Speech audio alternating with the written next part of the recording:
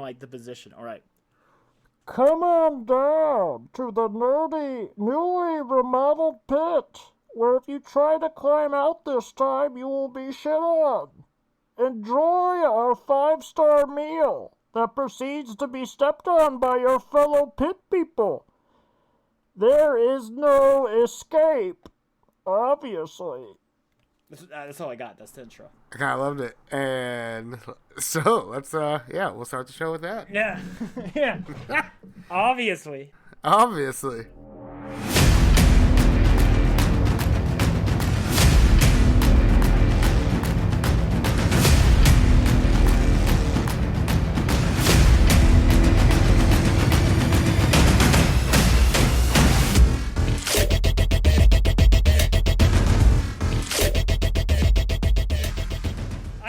Bane, because I thought about Bane, like this being Bane's pit, like this is somehow a remodeled version of that. I'm like, that'd be a really funny idea if like Bane runs this. Okay, I get it. Yeah. I love it. Alright, well, yeah. So, welcome to Two Bros One Film, your new favorite place for comedic commentary and brotherly banter on the films you love. Thank you for joining your host, my little brother William. Here. And myself, Xander, as we dive deep into another movie each episode. How do you do? How's it been? How's life? Getting broken up again. So like, I'm giving up. Maybe you just don't jump right into the like we're dating officials now and just like, feel it out for a little bit. I'm taking a break. I'm gonna work on myself. You're going on a date this weekend, you said. Well, yeah, that's true. But like, that's kind of more of a casual thing. That's kind of like a fling. A casual thing, huh? I play the field, all right? I don't like to play the field, by the way. I'm a 1950s-esque person where I would like to date one person, and I'd like for them to date me, but that's just not how people do it nowadays. You gotta date like 5 people. Yeah. I hate it. I think it's a little fucked up. I know, I do too. I'm just like a one lady kind of guy. I'm just chilling. But, and then it's like even more betrayal when it's like then they're like, well, I'm dumping you, and I'm like, I put all my chips on you, man. Like, okay, like. Yeah, so that's why you just don't even do it no more. I don't even put no chips on nobody. I keep my chips right there in my own stack. I just think I have to have this. You just have to be prepared at any moment for your heart to get ripped out and stomped on. You just have to be ready at any second. For that, doesn't matter how confident you are in that relationship. Yeah. That's what I've learned. And it's like you just have to always have like 5%. Desirable way to be, but you just gotta. I totally agree. You gotta accept the fact that it's just like any moment you're just no longer what she wants, and there she goes. Yeah, because it, like the previous breakup before this ruined me for like a month. Like and I'm just like I can't have that. Well, at least it's only a month. That. Like some people are ruined for like lifetimes and shit. Yeah, and it's just like don't get me wrong, like. Yeah, I don't know. I feel like there is that part of you. It's like, oh, just jump back on the horse. But like sometimes I think it's okay and especially important to take a break. Oh no, always take it. I figure your shit out. The way to go is probably the preferred way. I would say to just like just take a break for a while, work on yourself, as they say. I hate that like whole cliche thing. Work on yourself, but like no, it's like to just distract yourself with your own interests and what you're up to, what you want to do. It's kind of nice to just, I don't know, be about yourself. So. Yeah, and getting back into I made 2 gaming TikToks for the first time in 28 days or something crazy like that. So that was a lot of fun. We need to do 28 days soon. Ooh. Yeah. Oblivion playthrough, so been playing a lot of that. It's really good stuff. I've been kind of hooked on World of Warcraft, just sucking up my World of Warcraft life, going. Talking about movies with World of Warcraft, the what is it? The Minecraft movie is. I want to make the argument whenever we do that, the Warcraft movie, or at least the Minecraft movie, is the Minecraft movie is like the Warcraft movie and the Mario movie added together and divided by 2. Like the plot of the Minecraft movie is basically Warcraft, but it's like a fun, silly kids movie like Mario. I haven't seen it. Did you go see it? No, I saw it. Yeah, as part of this one of the dates we went on. But were teenagers also, being loud and obnoxious? No. Except for I'm gonna say it. I clean shit for a living. I have cleaned Dookie. I have cleaned trucker shit buckets. Okay, I do this on a fucking daily basis. Okay, I think this. I like the chicken jockey thing. I thought it was funny. Don't get me wrong. I haven't seen it, so I have no idea. Well, it's just like there's videos of these people that freaking the fuck out. Like there's somebody literally brought a chicken to the movie theater, which is I think fucking hysterical. I've seen a few of the videos where people were just like acting fools and shit like that, like just going crazy.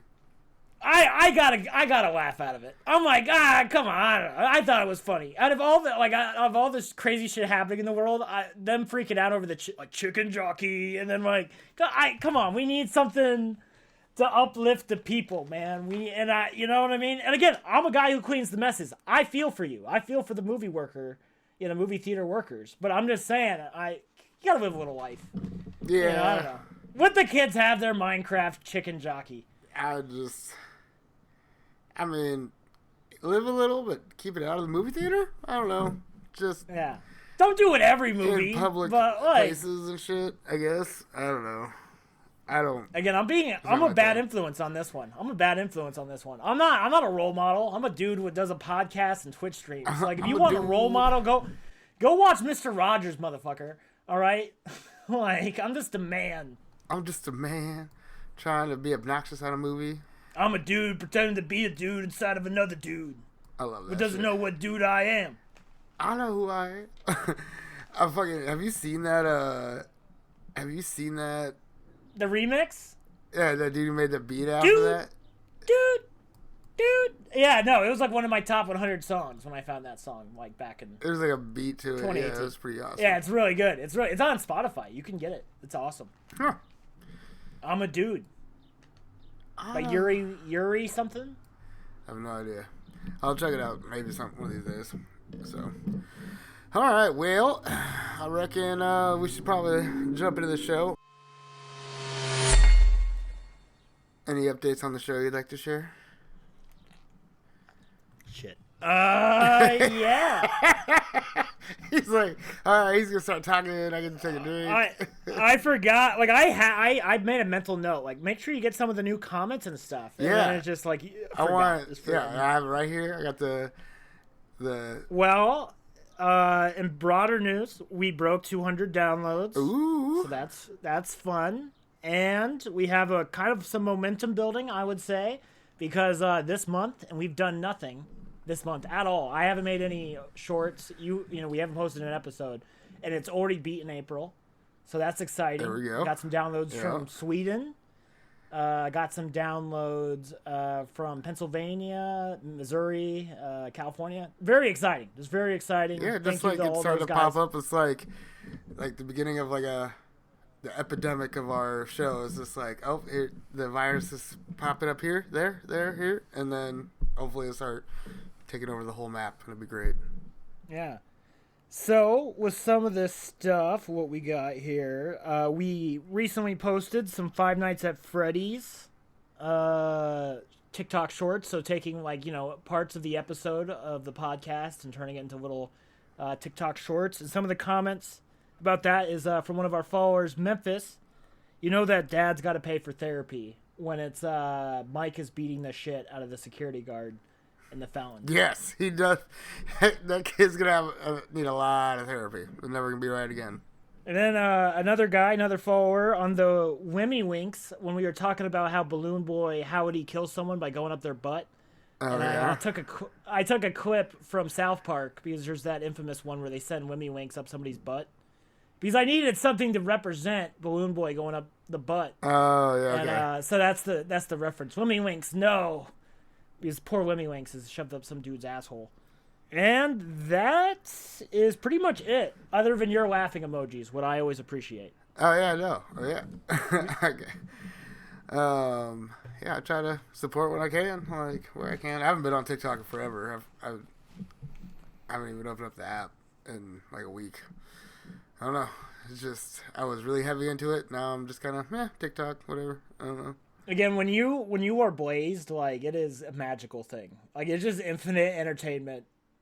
Even the conspiracy theories, when you're really fucked up, is just the wackiest shit sounds plausible. Then you go back and you're like, that shit was utter nonsense. That was garbage. What was I thinking? I get those moments a lot. What was I thinking? Ow! This fucking cat keeps biting me.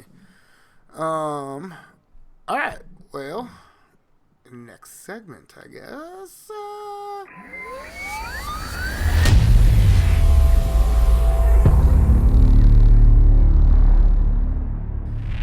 So let's do a quick overview of the movie. Today we are doing The Platform.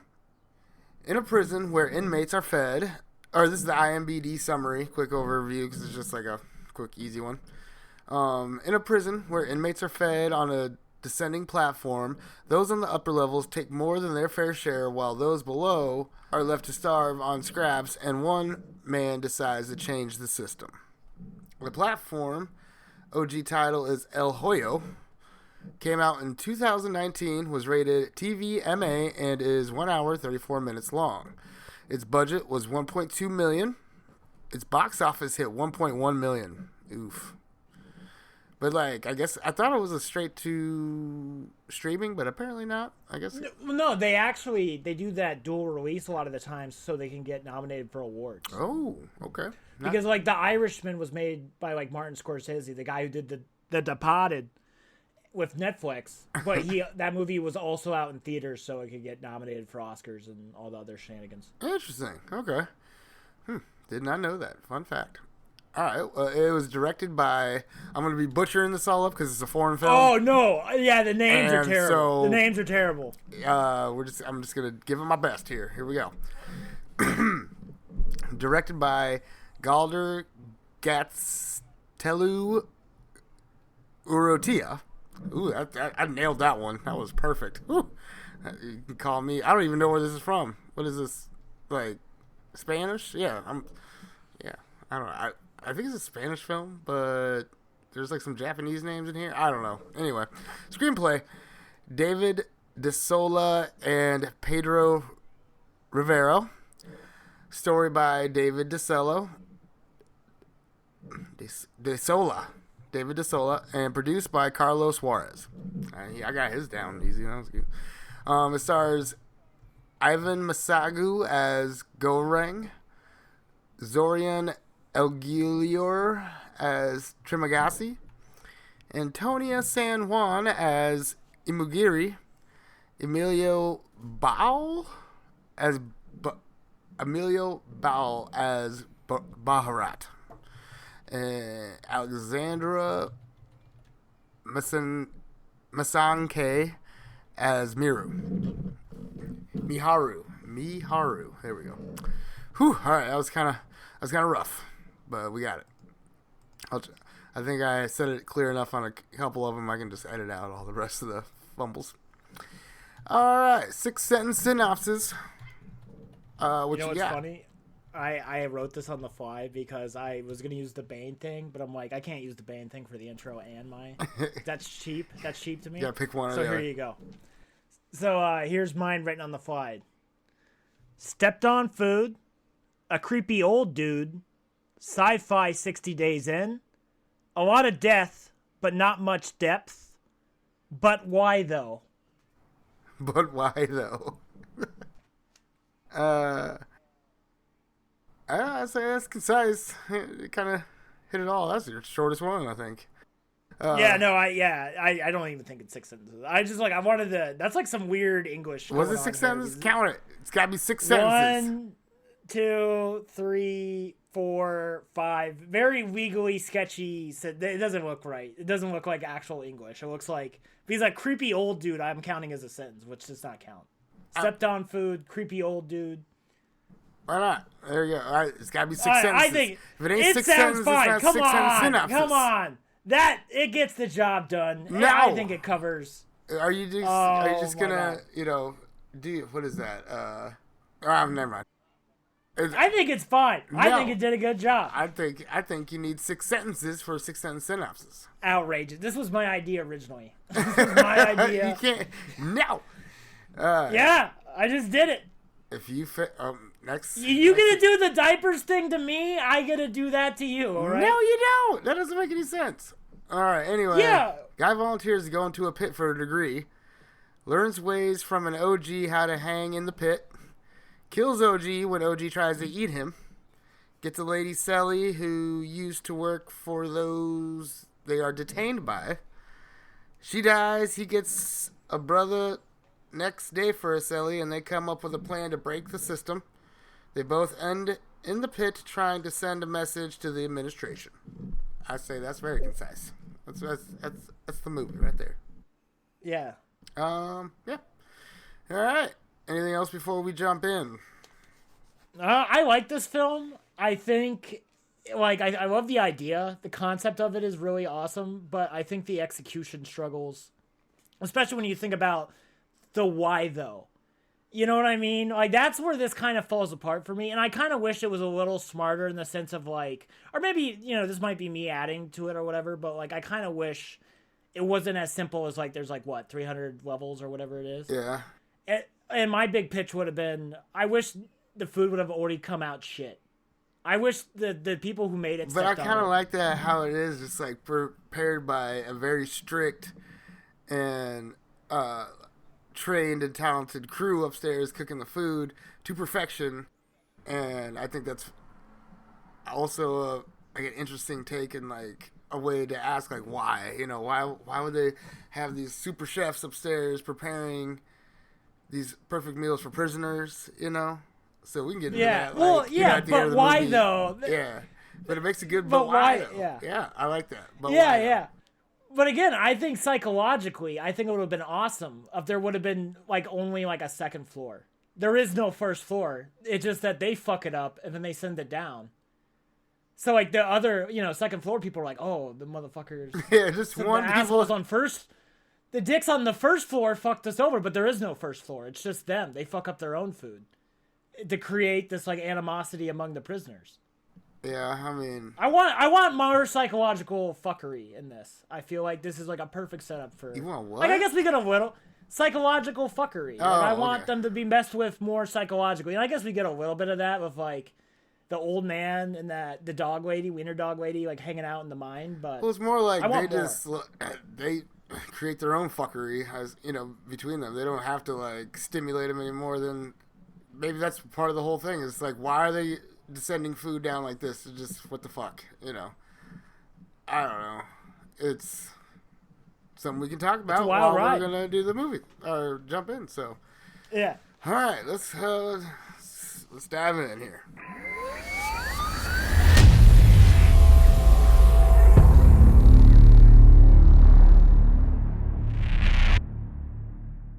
The movie starts out with some old man in a kitchen going around inspecting everyone's work. I'd say he has to be like the executive chef of the place. It's clearly fine dining and very professional kitchen. We hear a voice saying there are three kinds of people: the ones above, the ones below, and the ones who fall. And it cuts to Goreng, played by Ivan Masago, waking up in a cell, seeing his cellmate Trimagasi, played by Zorio Aguirre, I don't know, telling him he's on level 48 of the pit and the month is about to begin. He wonders what their food will be and explains to Goreng that it will be whatever the ones above don't want. Goreng gets up and inspects his surroundings and the rectangular hole in the pit. Looks above, looks below. He goes to introduce himself to Trimagasi, and Trimagasi was reluctant to introduce himself, but eventually does. Goreng asks Trimagasi what. Yeah, when he's like, my name is like Goreng. The look Trim gives him, like, sure, buddy, sure, that's your name. Just the facial expression is like, it looks like he doubts that. Yeah, okay, sure, good dude. It's just funny because like you don't know his name is Trimagasi, so you're like Goreng's just such a weird fucking and name. Trimagasi, Like, it seems like, you know, kind of like a Japanese name. Am I being racist by assuming that? It just seems... that sounds very Japanese. Okay. I think all these names are jibber jabber sci-fi. Yeah, because it's just like names. he didn't look Japanese. I'll tell you that much. I don't know. And and then like the lady sounds like it too later on. Anyway. Also, the setup, the amount of shit terrorism that would be like we already saw we see some shit terrorism, but I'm saying like If I was on floor 1 or 2, I am spraying it down. I get murdered. Why? Like in the second month. I don't know, man.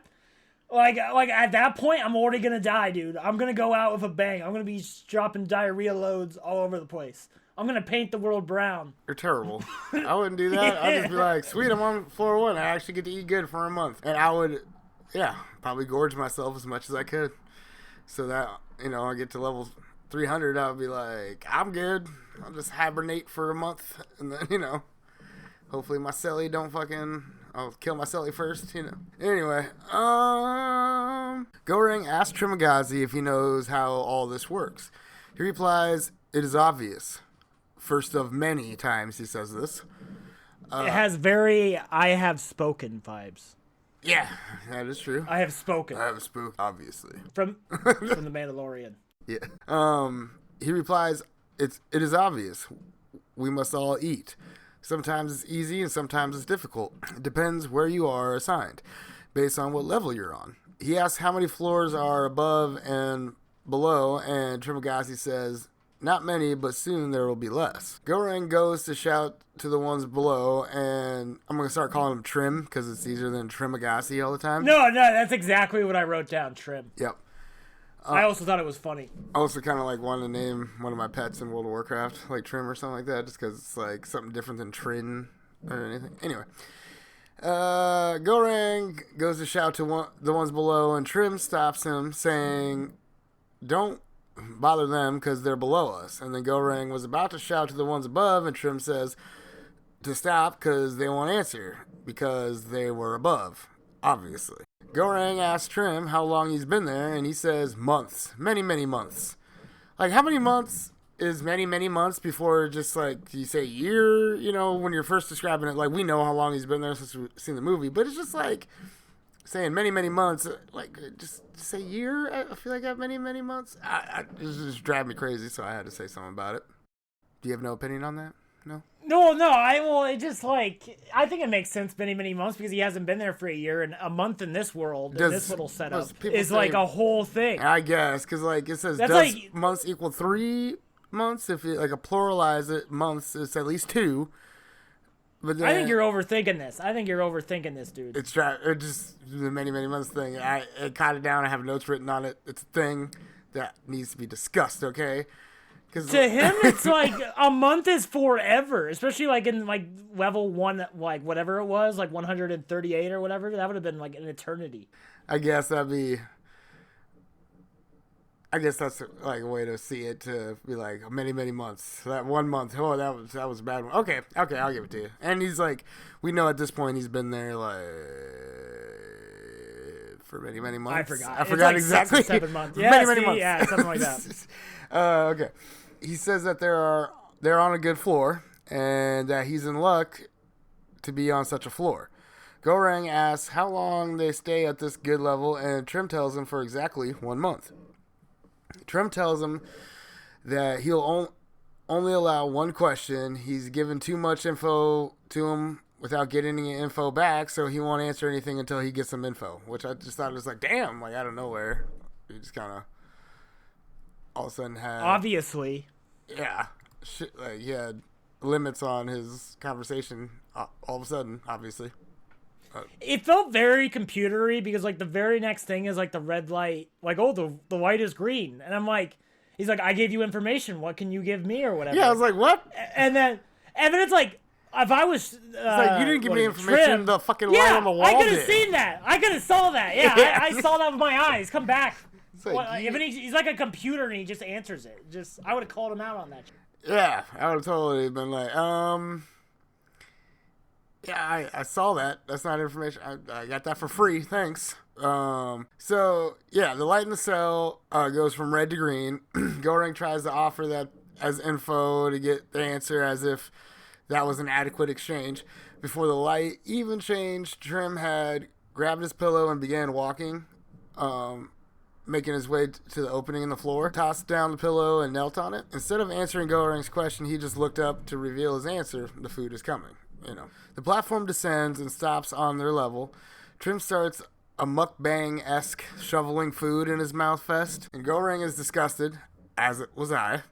that the people above... Oh, wait. Well, I was just disgusted. But Goreng was disgusted that the people above them had already eaten off of it, and they got what... The amount of plague, the amount of bacteria.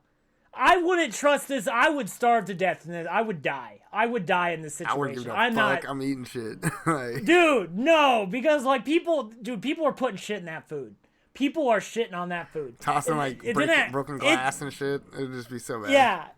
It didn't happen in this movie, but in real life, people are shitting in that food. People are spraying it. The guys in level 35 and 36, people are monsters. Well, that one that hit dude's face, bathroom. it had to fall off onto the platform somewhere, unless the platform was up. It could have been up. No, oh yeah, for sure. And no, that's what I was saying earlier. Like, the amount of shit terrorism in general is going to be so bad. Yeah. Like, I'm going to be doing it just for the lulz. I'm going to be doing it for the memes. Like, So you're one of those people. I'd be like one of the people that wouldn't do it, because I'd just be like, wow, man, I don't know. one of my goals is when I'm 85, starting at 85, is like the shit. I go to the like Empire State Building and shit off of it. Just be a shit terrorist. That's what I'm gonna do as an old man. If I make it to 85, I'm gonna be doing shit terrorism. That's terrible. I'm gonna be like dropping stuff and having the nurse pick it up, and then I'm gonna be like, yeah, look at that booty. I won't. Evan Williams gonna be out there in his cane dropping shit. Like, I love our weird, our different retirement. Yeah, I'm just like probably like, I don't know, trying to get a look, but yeah, you're gonna be out there just causing havoc. Also, this food situation is the embodiment of one man's junk is another man's treasure. Well, I guess so. One man's like, Because like the food they don't pick. yeah, totally is. What do you went over there? Yeah, his mukbang sounds, which I can't stand. You know what mukbang is, right? It's just like people. I'm pretty sure it's just people just slapping food in their mouths, and it's just fucking terrible. Oh yeah, like Nico Avocado and those motherfuckers. Yeah, that guy. Yeah. Dude, that guy, did you see that he lost all that weight? Yeah, I did see that. I saw that. Pranked the whole internet because like he did it without telling anybody. Like he just showed up in a video and he was like, yeah, I remember. Yeah, I saw something on it somewhere. that shit blew my mind. That shit was crazy. That was Well, like if the we got all craziest that money, you internet can thing in a afford while. to fucking lose all that weight real quick. Still cool though. Still cool that's like some like Batman Begins shit to like devote yourself to lose like he lost like 200 pounds in a year. Yeah. Like it's crazy. It'd be nice to have that kind of money. Okay, so yeah, Goring was disgusted that the people above them had eaten off this shit already, and that they got what the ones above them didn't want. Leftovers from 94 others, 47 levels, 2 people per level. Trim says there will be less above as the months go on. This isn't obvious as to why. Or this is obvious as to why. Maybe my thing just put isn't. I forgot what he says. Is or isn't. I'm pretty sure he said isn't. This isn't obvious as to why. Trim asks him if he's going to eat, and Goreng says he's got no appetite. Trim is slapping food into his mouth vigorously and drinking bottles, stoked that there are so many Muslims and non-drinkers above them. How does he know that? Yeah, how does he know that? Just That's assumes, bullshit. Just assumes. He doesn't talk to anybody. Yeah. Like he's literally like, I don't talk to people. He's not so, like he's shouting above, hey, you guys Muslim? No, like, Yeah, like what the fuck? He's just he's full shit. Full shit. No way. Ask Goreng again, like, you're not eating? Goreng goes to grab an apple to save for later as the floor descends. Trim stands up, chugging his last bits of alcohol from the bottle, then tosses it down and spits on the bit of spits out the last bit of partially chewed up food down on the platform, now on the level lower to them. Fucking asshole. Yeah, right? And see what I'm talking about? Broken glass, that'd be like the worst of it, too. Like, shit in broken glass, you'd just be fucking done. Again, that's why this food would be, like, people are going to be doing that shit every day. Every day, dude. All that it's just gonna be, and partially it's going to be food. so nasty, glass, like, bacteria. Like, the dude, like, anybody below, like, 50, if they even get food, is going to get just the most stepped on, shit on, raunchy, bacteria. No longer edible shit. And they're just going to have to, like, eat it. They're just going to have to shove it down their throat and just, like, make it happen. You know what I mean? And then 60 is going to be eating their roommate. Situation. Is a degree worth it? It's so bad. All right. So, yeah, it's terrible. Goreng's like, why'd you do that? Trim says, because they're below. And Goreng's like, what if the ones above did that? Trim says, of course they did. Selfish bastard. Then goes to lay down on the bed. Like, love that. I love that. Like, it's like those. Of course the they fucking did. night shift. Of course night shift didn't take the garbage out. Those sons of bitches. Like, I do that all the time. Fucking night shift. I had to clean a fucking what was it? A grease mess. The grease had hardened overnight, and I had to clean that this morning. And the truck came at 8 today, motherfuckers. Fuck night shift. yeah, They no. fuck me over constantly. You understand the food service night crew, day crew fucking war. It's a thing. Oh yeah, I get it. No, I fuck them over too. I do it. I didn't. See, I didn't no, clean it the just plate. takes for one person just to get, like, call the shift, like, everybody just do your shit tonight.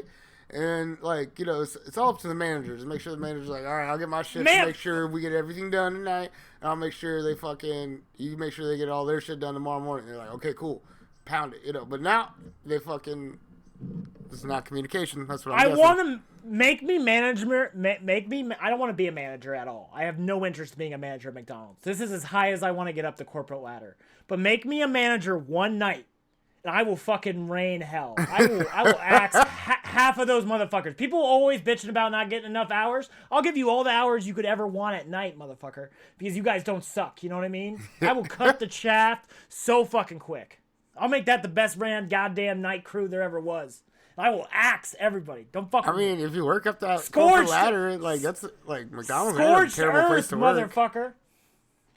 Well, I'm just saying, I want this to blow up. I want to jump off McDonald's and do a podcast. You know what I mean? yeah, I like to. I cook. I already do what I love for a living, so it's just like, but I still like to do the podcast as much as I can. It's fun. More movies, man. We could do one every week if we did full time. I know. And the show. Two bros, one show. I know, that'd be cool. That'd be great. If we could sit around watching movies and write about it all the time, that'd be fucking awesome. Please subscribe. Yeah. Rate your us on an friends. Apple Podcast, please to God. Rate us on a. Yeah, that's where like the most new listeners discover like new podcasts. Yeah. And we have no ratings. So I'm very please, Apple desperate. users, do that. Please, leave us nice reviews too. All right, so so you grab that apple, and dude goes to lay down after spitting on the food and everything. The temperature starts to rise in the room on their floor, and Trim explains it's because that he kept that apple, and explains further that the food is theirs only when the platform is on their level. Goreng tosses it down the pit, and it begins to cool back down, and it will get super hot or cold until they, give up the food. The reason they did this, and I think it's really smart because I thought about it, is because like everybody would totally steal all the food. Yeah. Like the guys on 1 through 10, I'm like, that's actually really smart that they figured that. Like, how would you make it so they don't steal them? Yeah, well, just like, we're going to make it really hot or really cold. I wonder, like, how they decide if they're going to make it hot or cold, I like to think they flip a coin. It's just like, let's freeze these motherfuckers. It cuts to Goreng in the near past talking with some kind of, like, caseworker lady, and she's asking if he understands that once inside, he won't be let out until the agreed upon time is completed. He asks if he has been admitted. She says no, not yet. So like they have to apply for this. Who would? Why? The questions that are being for aroused the in my mind. degree, stupid for a degree. This What is kind of stupid, degree? Right? Like what am I learning? Like, why? No, yeah, exactly. And it's like, I have why a would degree you on ever? how to eat shit off a fucking platform. Yeah, like I imagine it's like some type of criminal justice thing. Like that's already like a weird internship. Yeah, whatever. Shut the fuck up. No, I'm totally getting shirts that say criminal, and it's gonna be the dopest criminal. shit. But it's wild. Why would you do this? This is not worth it. This is not worth it. I don't care how good the job is or how cushy the position is post this. This is not worth it. This is literal hell. Like this is literal the shit he has to go through. Like, I mean, unless you're like on death row and you'll be let out if you make it through that. Okay, yeah, I'll give that a shot. Why not? But to do it for a degree, a job, no way. Nope. Zero chance. Would you do what are it? these degrees though? Like, are we sure that it's for like something that you can use for work placement or something? Something that you I assume. Why else would you do this? Maybe it's like. It has to be for career. But we barely even know like this universe that we're in. Is it Whoa. like America? Or not America? Like, is it current day society or is it? Oh no, this is that has to be the future. We don't have The platform future? magical technology and the sci-fi hullabaloo. I think this is totally in the future. Do they say like where they're at all? No. Yeah, Again, so, like all the crazy names, so like they could be on a different planet somewhere for all we fucking know. we have no idea. Okay. Again, I And always this is say the second movie of this, so I was thinking about watching it and doing that. I've too. heard. Yeah, I've heard it's really bad. The Which second is one. interesting. Yeah. Oh, I do think that is a big problem with this movie is like we don't have any idea. And don't get me wrong, I do like the idea. I like it a lot of times in movies when they don't explain things. yeah. But I think it hurts this movie because this movie reminds me of The Hunger Games. I think it's a kind of a similar stick. You got a lot of dudes, sci-fi dystopian setup. What did it remind me of? It was some. There's a. I just said it last night when I was talking about it. It gives me a certain vibes. Hunger Games, yes, but there was another fucking movie. I think I wrote it down in the notes later on, but yeah, we'll come back to that. But yeah, so it's like, but with the Hunger Games, you get so much more of a better picture of the government and the world. Yeah, the and world's what's going on, in like the world that and what- administration yeah. they're talking about in this Like- movie. We understand what that is, and that in the Hunger Yeah, in the Games. Hunger Games. And we see, like, when they both are about to eat the berry, we get that message that they are sending to the administration in the Hunger Games. But when it comes to this movie, sending a message to the administration, why would they give a fuck about any of you? They sent up a perfect all. panna cotta, like Whoop-de-fo! Oh, yeah, the panic. You know what they're going to do? They're going to, like, oh, that's cool. And then they're going to it's keep like, you huh, there. some What the- dumbass didn't eat an egg for this. Yeah. And also, we're going to talk about it with the panna cotta. They kill so many brain hang on. damage. Let's we're gonna That- we'll get in here soon. Dude, I got so much to say about it. That's like a wild scene. That shit made me weep. I was like, this is not worth it in any way, shape, or form. This is fucked up. Okay, well, we'll make sure to highlight that one when we get there. He goes to say his object is a book, and she says, that's cool. It can be whatever you like. We see that the book is titled, the title is El Ignacio Hidalgo Don Quixote de la Mancha. Yeah. Spanish novel written by Miguel de Cervantes. I had to look up what this book is and like see like why this motherfucker would choose a damn book to bring in a place like this. Was he ignorant to what this would place you- was going to be like? Did he understand? Like he's No, he's asking all these exactly. rules. So like, oh, what you think you're gonna be locked up in just a cell for a fucking year? That's it, or How however do long? you 6 months? not do your due diligence? Yeah, just you're like, gonna get I would sent ask to a a place. lot more questions than he did. Yeah. He's just sitting there just puffing away on a cigarette. Like, bro, this is a time where you need to get some details, dog. Like, why do what are You you should have signing up got for? the details. yeah. This is where you should have got details before, man. You should have had. Yeah, I wouldn't even the be Bible. like in an application mode until I knew what the fuck I was applying for exactly. Like, How have I done more research for you to go to Hell's Kitchen than this guy did to get into the platform? Yeah. Like, I could write you a novel. I've thought about it, writing you like a little guidebook about how to survive Hell's Kitchen. Everything I've learned. And it's just like, how have I done more research about that than this guy did about going into yeah, this he has no idea. hellscape prison? I'll just like, I'm gonna get locked up and I'm gonna bring this book to read. It's gonna be great. It's like those dudes. It's like the dudes who do 60 days in and they don't even make it past like the login process. Yeah, I've seen a couple Like of those. dude, I love it. I do have some more references. I mean, to if 60 I Days if In, I because have think it's relevant. a trash TV kind of like, well, I'll share this one particular show, and that is 60 Days In. I'll 60 Days In, like the first I'll six watch a seasons couple is of those. some of the best reality TV there ever was. It's kind of bad now just because like all the prisoners know about it now because it's gotten so big, so they can't really go to dangerous prisons and stuff because they get outed almost immediately now. So it's like those earlier seasons, they have to Yeah. like just stop making it for like 10 years. everybody's and gonna then- be like, yeah, sniffing it out now. Like, you for reals? Yeah. All right. So anyway, I Also, wanted to, wait. I got a question. What's your item? Well, hang on. Let me finish reading about his item. Okay, all right. The Spanish novel, written by Miguel de Cervantes and published in 1605, it tells the story of Don Quixote, a man who becomes obsessed with chivalric tales and sets out on adventures as a self-proclaimed knight, often mistaking ordinary events for grand quests. His loyal squire, Sancho Panza, accompanies him, providing a humorous contrast to Don Quixote's idealism, which is like, it sounds great. I actually want to read the motherfucker now. Yeah, I don't know. He brought that book. I don't know if it serves a purpose. Like, and like, is this deep? Should we know if this is deep or not? Yeah, I don't know if it's deep or not. I don't think it's deep. I think it's probably like the director, who's obviously a Spanish guy, right? This is a Spanish movie. He probably really likes that book. I bet he's a big fan of the book.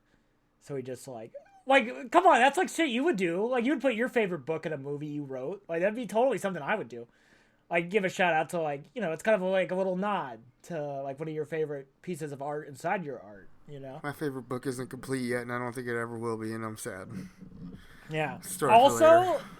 the book, I don't think the book is necessary. Also, like, okay, I can't talk about the Wiener. Okay, but people criticize them for the book choice. I don't think the book's the worst choice because, like, I don't think they have like electricity really, so you can't bring like. I thought about bringing my Switch.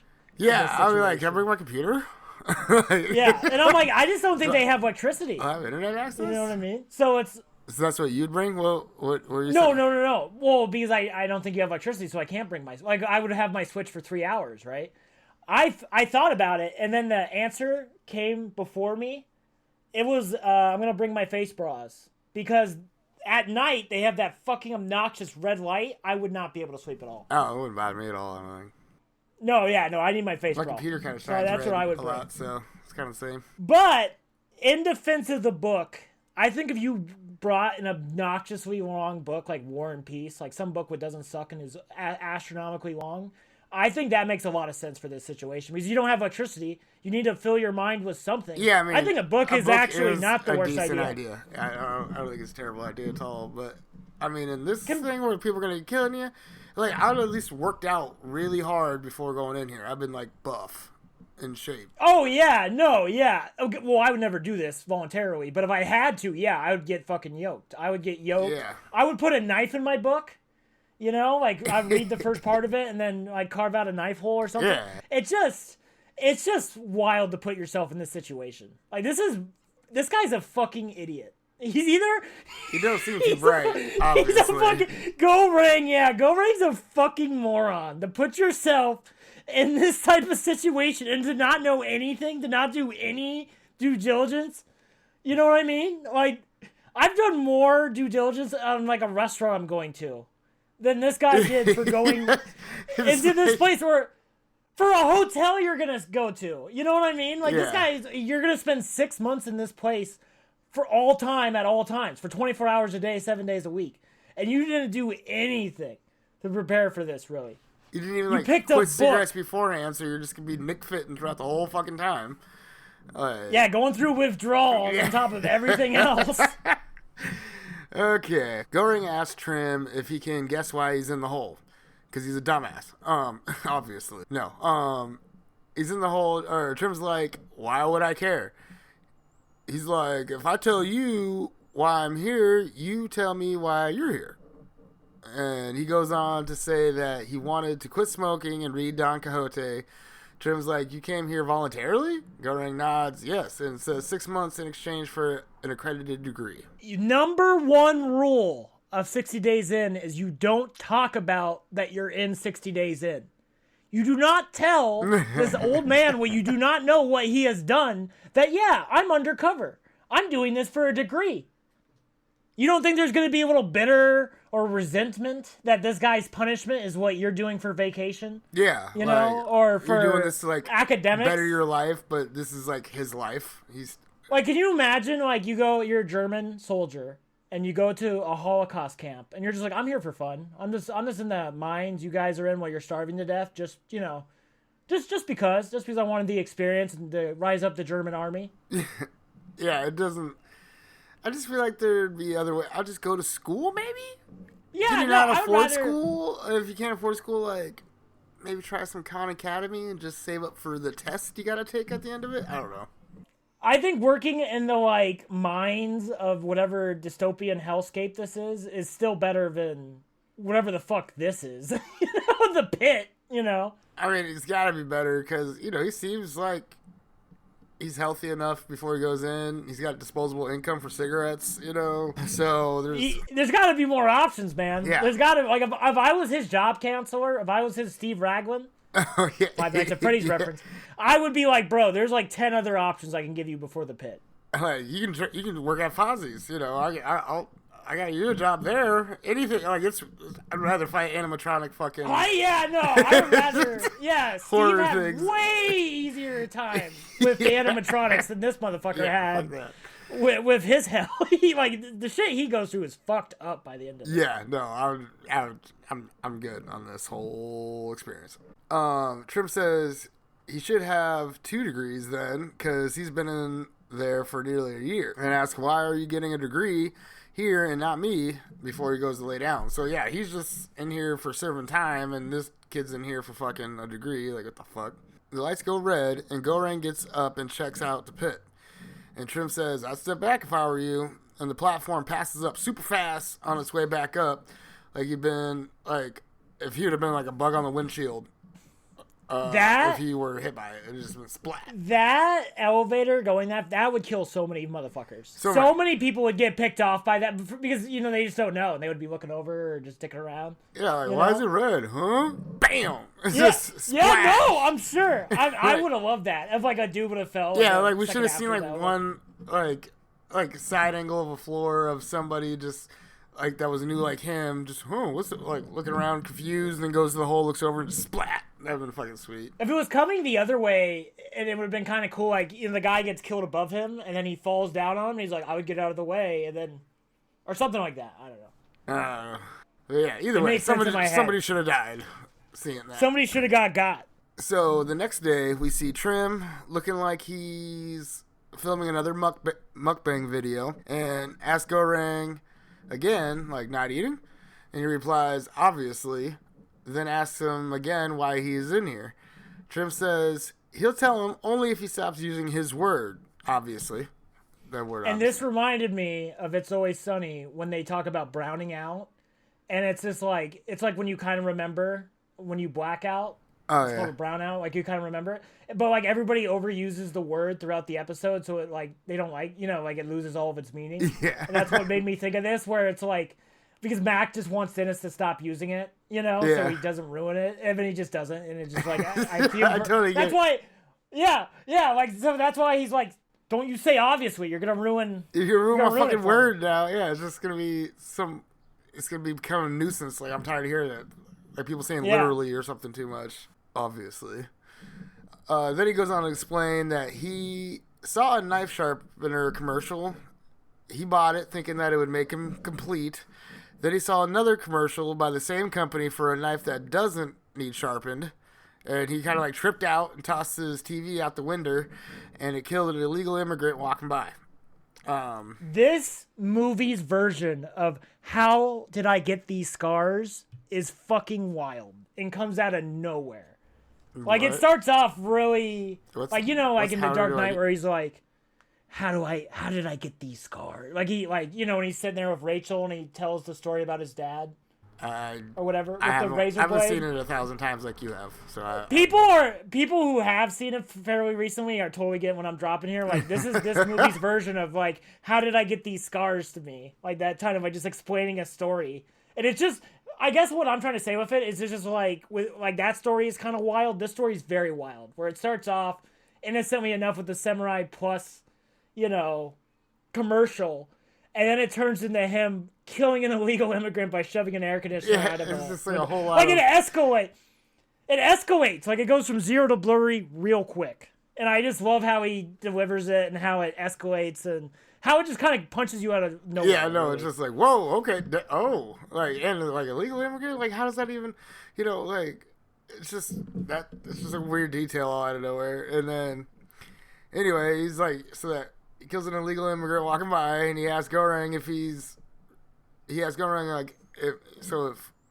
am I responsible for that? And because he shouldn't even been there. He's like, you killed a person, now you're here? And he responds, it was the pit or a mental institution, obviously. I think I picked the mental institution.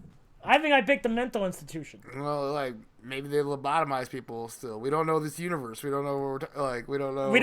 Again, I think that's a big problem with this. I don't know anything outside of this building, and I think for me to care about the admin or starting a revolution, I think I need to know that. Yeah, I need to know what's going on. Like, we didn't even see the admin. We just saw the chef. We still didn't see, like, some suits in a fucking room somewhere watching, all the cameras or something. There's nothing. There's nothing. 'Cause somebody's got to be monitoring each room, like the platform, to see if anybody's stealing food and shit. So. Oh yeah, I was thinking about that when Goreng is like beaten off. Somebody was totally watching him. Somebody's totally jerking it to Goreng beating it, and like the couple upstairs having sex later on. Oh yeah, somebody's watching that. Because somebody's watching him. Yeah. I don't remember some Goreng weird beating gooner off, but I'm glad I missed some that sci-fi one. I watched this dystopian twice, and I gooner missed sitting it there. twice. But yeah, so there's something going on there. Goreng asks how many levels there are. Trim doesn't know, but he's been to level 132, and there were more below him. Goreng asks how much food reaches down there. Trim says none. Trim says you can make it a month on a lower level, but 2 in a row? Nah. So Goreng goes to try and communicate to the floor above, hoping to convince them to ration the food. Have them pass the word along above, and so on. And Trim says that they won't listen. So Goreng is like, okay, and then tries the one below and starts shouting at them. When Trim gets up and whips out his pecker and starts pissing on the floor below, saying, Monkey there's shit. your wine. That's monkey shit. And saying the ones below are below us. Goreng's like, what if they're above us next month? Trim's like, they'll piss on us. He's just like, it's going to go either way. Don't worry about it. Monkey move. I'm just saying, though. Monkey nature move right there to piss on their food. Also, like, what an asshole to be like, I need you to partition your food. You know what I mean? I need you to save your food. The guys below me. Partition. Portion. You know what I mean? Yeah. Like, I'm like, in this situation, I get it. Like, with kumbaya, let's all hold hands. Go fuck yourself, dude. I could end up in 200 next month. You don't know the future. Yeah. You don't know shit, Goreng. You know what I mean? And like, you don't even know how many levels there are. Like, how many portions you gonna think, you're gonna need. There's 300 levels. It's 600 people. I don't care. Like, everyone on that, the food on that platform ain't feeding 600 people sufficiently. I don't think. No way. They say later on there's enough calories, but yeah. Yeah, enough calories. I'm like, I saw like cake and shit there. I'm like, yeah, you could, every day just have one little chunk of cake and shit. But like, who said there's enough calories? That lady? I don't know, but maybe. Yeah, and I don't trust her. I don't. Wiener Dog Lady. I don't trust Wiener Dog Lady. So, it cuts to a little later, and Goreng's telling Trim he bought a book, or. He's telling Trim that he brought a book and ask him what he brought. And Trim says, isn't it obvious? And pulls out the self-sharpening knife from the commercial. So Very fun. I like that a lot. Yeah. Also, he was like, they'll piss on us when they're above us. Yeah. And I was like, I wonder why. They'll do that, Trim. Yeah, I wonder why. Because you fucking set the precedent. Now it's like, that's what's happening. That's what everybody does now. Yeah. It only takes one, and everything's over from there. It takes one pisser, and the whole thing fucking goes asshole to start that fucking game, and nope. So the platform is there, and Trim is mukbanging. When Goreng walks up with his pillow and kneels down and starts eating too. This is the first time he actually starts to dig in. It cuts to some time later, and Goreng is reading his book and stretching. Trim is scratching at the wall with his knife, saying the more he uses it, the sharper it gets. When all of a sudden the body goes splat on the edge of the hole in the ground, the pit. Awesome. And someone had jumped from a higher level. Boom. Yeah, just splat. It was a pretty good splat. Goreng gets a nice misting of blood spray all over him. Trim explains that the ones above have more food, but there's nothing to wait for. The mind goes wild and people lose it, basically. And says he'd better hope to be on intermediate levels because he looks like he's a man that would jump on higher levels and not on lower levels. But, like, the mind wanders, he got a book, so he's kind of good, though. You know what I'm saying? I'm going to say this. This is my new section of the show. Do you buy that for $1? RoboCop reference. Like, come on. You wouldn't go insane. Would you go insane on a higher level? Is my question to you. I don't think so. I think that's full of shit. I think this is a stupid reason. I'd be able to like sit there and talk about the food all day that I just got to eat because I'm on I got all kinds of options and shit. I got all this energy. Tomorrow, dude, I'm gonna have like all these other options. Man, I wonder what we're gonna have tomorrow. We just talk about the food all damn day, how it's prepared, all that shit. Damn, you could like work out. You could get fucking yoked on the higher level. Yeah. You got all that protein. Yeah. Like you got all that amazing food. I'm pretty sure I would just sit there and just try to like. I'd be scheming all day, like, okay, how can I maximize the amount of calories I can get into me so that, like, you just bulk up for the next month. And then you'll be a fucking monster on 200. Yeah, you'll just fucking beat the shit out of those emaciated fucks. I, like, immediately, as soon as I wake up, I'm fucking smashing the skull of, like, whoever else I'm with. And, like, I'm just going to chill out for the month. Toss it down the pit later, don't care. Yeah, no, I think that's 100% how you play it. That's 100% how you play it. So yeah, no, I do not buy that for $1. I think you would not go insane on the higher level. I don't think I'm not buying for $1. I'll be just fine. All right, so then Trim asks if maybe he could read him Don Quixote's, and says he misses TV, and he asks how many levels has he been to. Oh, and that's when Goring asks how many levels has Trim been to. He was on a bunch of different levels. The lowest was 132. And Goring asks, where is his last cellmate? And deduces that he ate his last cellmate. When the platform descends and it's feeding time. I just want to say, Goring, you weren't there, dude. Yeah. Go fuck yourself. You don't know shit, rookie. Oh, my first month on level 48? You don't know nothing about the streets of level 132, man. You ever gone 15 days without eating anything? I ate my roommate because I had to. Yeah. Shut the fuck up, Gorang. You little punk-ass, what is it, Don Quixote bitch? What was the book called? What was the Don Quixote? Don Quixote bitch? Like, get the fuck out of here. Get the fuck out of here. Oh, I brought a book to the fucking hellscape of like this, you know what I mean? Yeah, I know. I totally get it. Dude. I was like, I was pissed off at him. I was like, you don't even know, man. You weren't in Nam. You weren't there, man. So the platform descends and it's feeding time. When there is some woman on the platform looking all kinds of messed up and bloody and all and everything, Trim says she comes down every month. Says she kills her cellmate every month in hopes it will give her room to be back with her son. He goes on to say that his last cellmate's time went up and he's on the outside now. That someone landed, like he didn't need him, like they got out. So. No, well, because the guy committed suicide, and that's what those two dudes lived on, him and his roommate. Yeah, but like cellmate. So they ate another dude, but he didn't eat his roommate or his cellmate. No, like that guy, his time ran out, and like they ate a guy. Yeah. Also, the most wildest Monopoly bank error in your favor situation of all time, of when somebody commits suicide and lands on your little platform. Yeah, then you or your level. Woohoo! I can eat. Yeah, get me some smoked brisket today. I can't wait to get some money so I can smoke a brisket. I'm been smoking all kinds of stuff. I smoked some brats today. They were glorious. So she kills a cellmate every month in hopes it will give her room back to. Oh yeah. He goes on to say that his last cellmate's time went up. He's on the outside now. That someone had landed on the platform when it was their feeding time, and they drugged the body off and ate it in the last week or so. The platform descends, and the lady gets snatched up by the dudes below. She's all screaming and carrying on, and Goring is thinking about jumping down to save her. Not a good idea. You would die. That's yeah, so you would break your dumb. legs, dude. I wouldn't even cross my mind. I'd be like, fuck. I'd be like, oh, I'll be like, I'm sorry. Yeah, like, yeah. I'd probably just sit there and watch. Like, entertainment, I guess.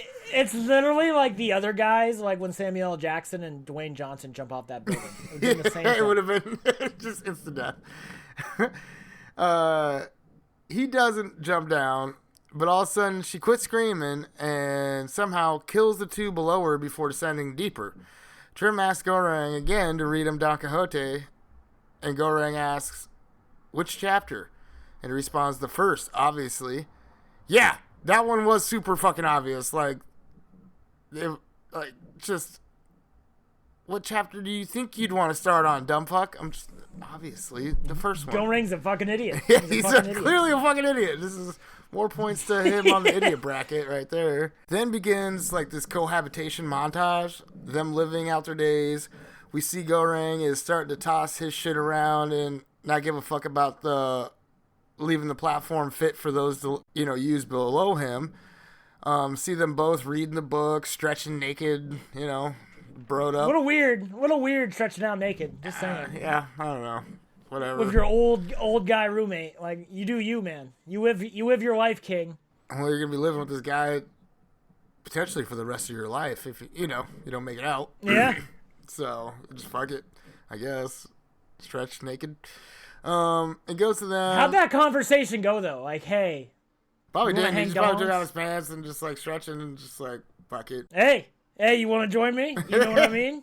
You want to get in on this? Just like take off your pants, man. The air's free out here. Just do it. Just do it, bro. Just do it. Just dangle free. It's fine. The wind. It feels great with the wind in here. It goes to them at night in the red light, and the platform shoots up, and Trim asks if Goreng believes in God. Goreng's like, why? He says, if you do, you should pray for us. He says, you smell that? It's the gas. We'll wake up on a new level tomorrow. He says, I like you, Goreng, but I don't think you'll survive. This will be my second to last month here. He said he hopes to have a degree when he's done. Goreng asks if he believes in God, and he says yes, this month. Good line. Yeah. I like it. Yeah. They wake up the next day, and Goreng is tied up and gagged. Awesome. What? The transition. You're doing too loud, like your mic's cutting out. I got excited. All right. Awesome. There we go. I tried to have the same energy. But I love the transitions to the new floors in this movie. They are so well done. I think it's probably the best part of this movie. Like, just the way, like, we just hard cut to Goreng tied up and the old man, like, right there in his face. It's fucking awesome. It's awesome. And then they do it later on with the Wiener Dog lady, which I think is even better than this. I think this is really well done. Yeah. It's my favorite part of this movie, I think, just like cinematically. Just the hard cut. And it's just like, oh shit. Like, and we get it. Like, and this is what I really love too, is like, they've done a good job of setting up the chessboard. And when we see just the cut to the floor, we instantly know, like, fuck. Yeah, this like, ain't we good. know they are screwed. Yeah. And I'm like, that's exactly every movie director, writer, write that shit down. We should know, like, from the in-universe rules, like, oh, they're fucked. Yeah. It's bad. Or they're like, oh, they got a great one. Nice. Well, And it was just from a number on a wall. Yeah. That's all it took. And I'm like, that is movie they making did build to me this, in a nutshell. Like, microcosm of this prison very well to where we're like, oh, fuck. We can feel that, like, oh, shit. We're fucked. So. And again, that's perfect. Yeah, they did that very well. Agreed. They wake up the next day, and Goreng is tied up and gagged. Trim says he was in a deep sleep, and we're not in a good place. It's level 171.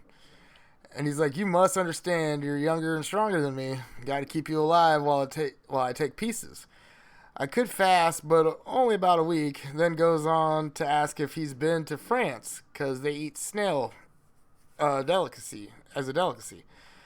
But they must go through a purging to get rid of the impurities in them and everything. And kind of basically like, I'm about to purge you. People were screaming, realizing what level they woke up to, then jumping down the hole. The platform, awesome. Yeah, it was just like, you'd hear like the other people in the levels like down there with them, like, oh, fuck this. I'm done. And I love how dark it is too. I just love how unforgivingly dark it is. It is. Like, I wish more movies had the balls just to, like, I really do the like how screaming it's and just, the death. Yep, Yeah. I think I like how it just kind of feels heavy. Like, you're like, oh, you feel Yeah. that foreboding of like, we're in a bad position right now. I thought it did really well. You know what would have been funny though? Like, you know, we hear the screaming and stuff, and then like somebody does a suicide, and like, but it lands on their floor, and he just cuts Goreng out. He's like, "Oh, sorry about that, bro. Because he got another body, Oh yeah, so he doesn't have to eat he just Goreng." gets But he's like, like, oh hey, you're saved. Cuts him free. Like, let's eat. Yeah, sorry about that, man. You know, I just had to do what I had to do. Yeah, Hope you like no understand. hard feelings, right? Like shit. Next month you can try it on me if we're in the same. Like who wakes up first? Haha. Anyway, uh, after realizing where they woke up, the platform lowers to their level, and Trim goes to check and says, "See, there's nothing left." And goes back to explain to Goreng that after 8 days, he will begin to cut little strips from him, curing his wounds each time, and he will share a bite, feeding him to himself, basically. And not basically, exactly like that. That's what he's doing. I have a question. I'm not a biologist, but like, does that do anything? Like, what if you just cut less meat? Because like his body is already going to feast on, like, you know, his innards because he has nothing to eat. So like, isn't it just more efficient to leave it on him? You know, Yeah, than him eating eat the himself. whole Because like shit. because he already has it on him, and Yeah, his I body know, is already absolutely. going to eat it. Yeah, it's like So like, give him water and it should just do it itself, you know?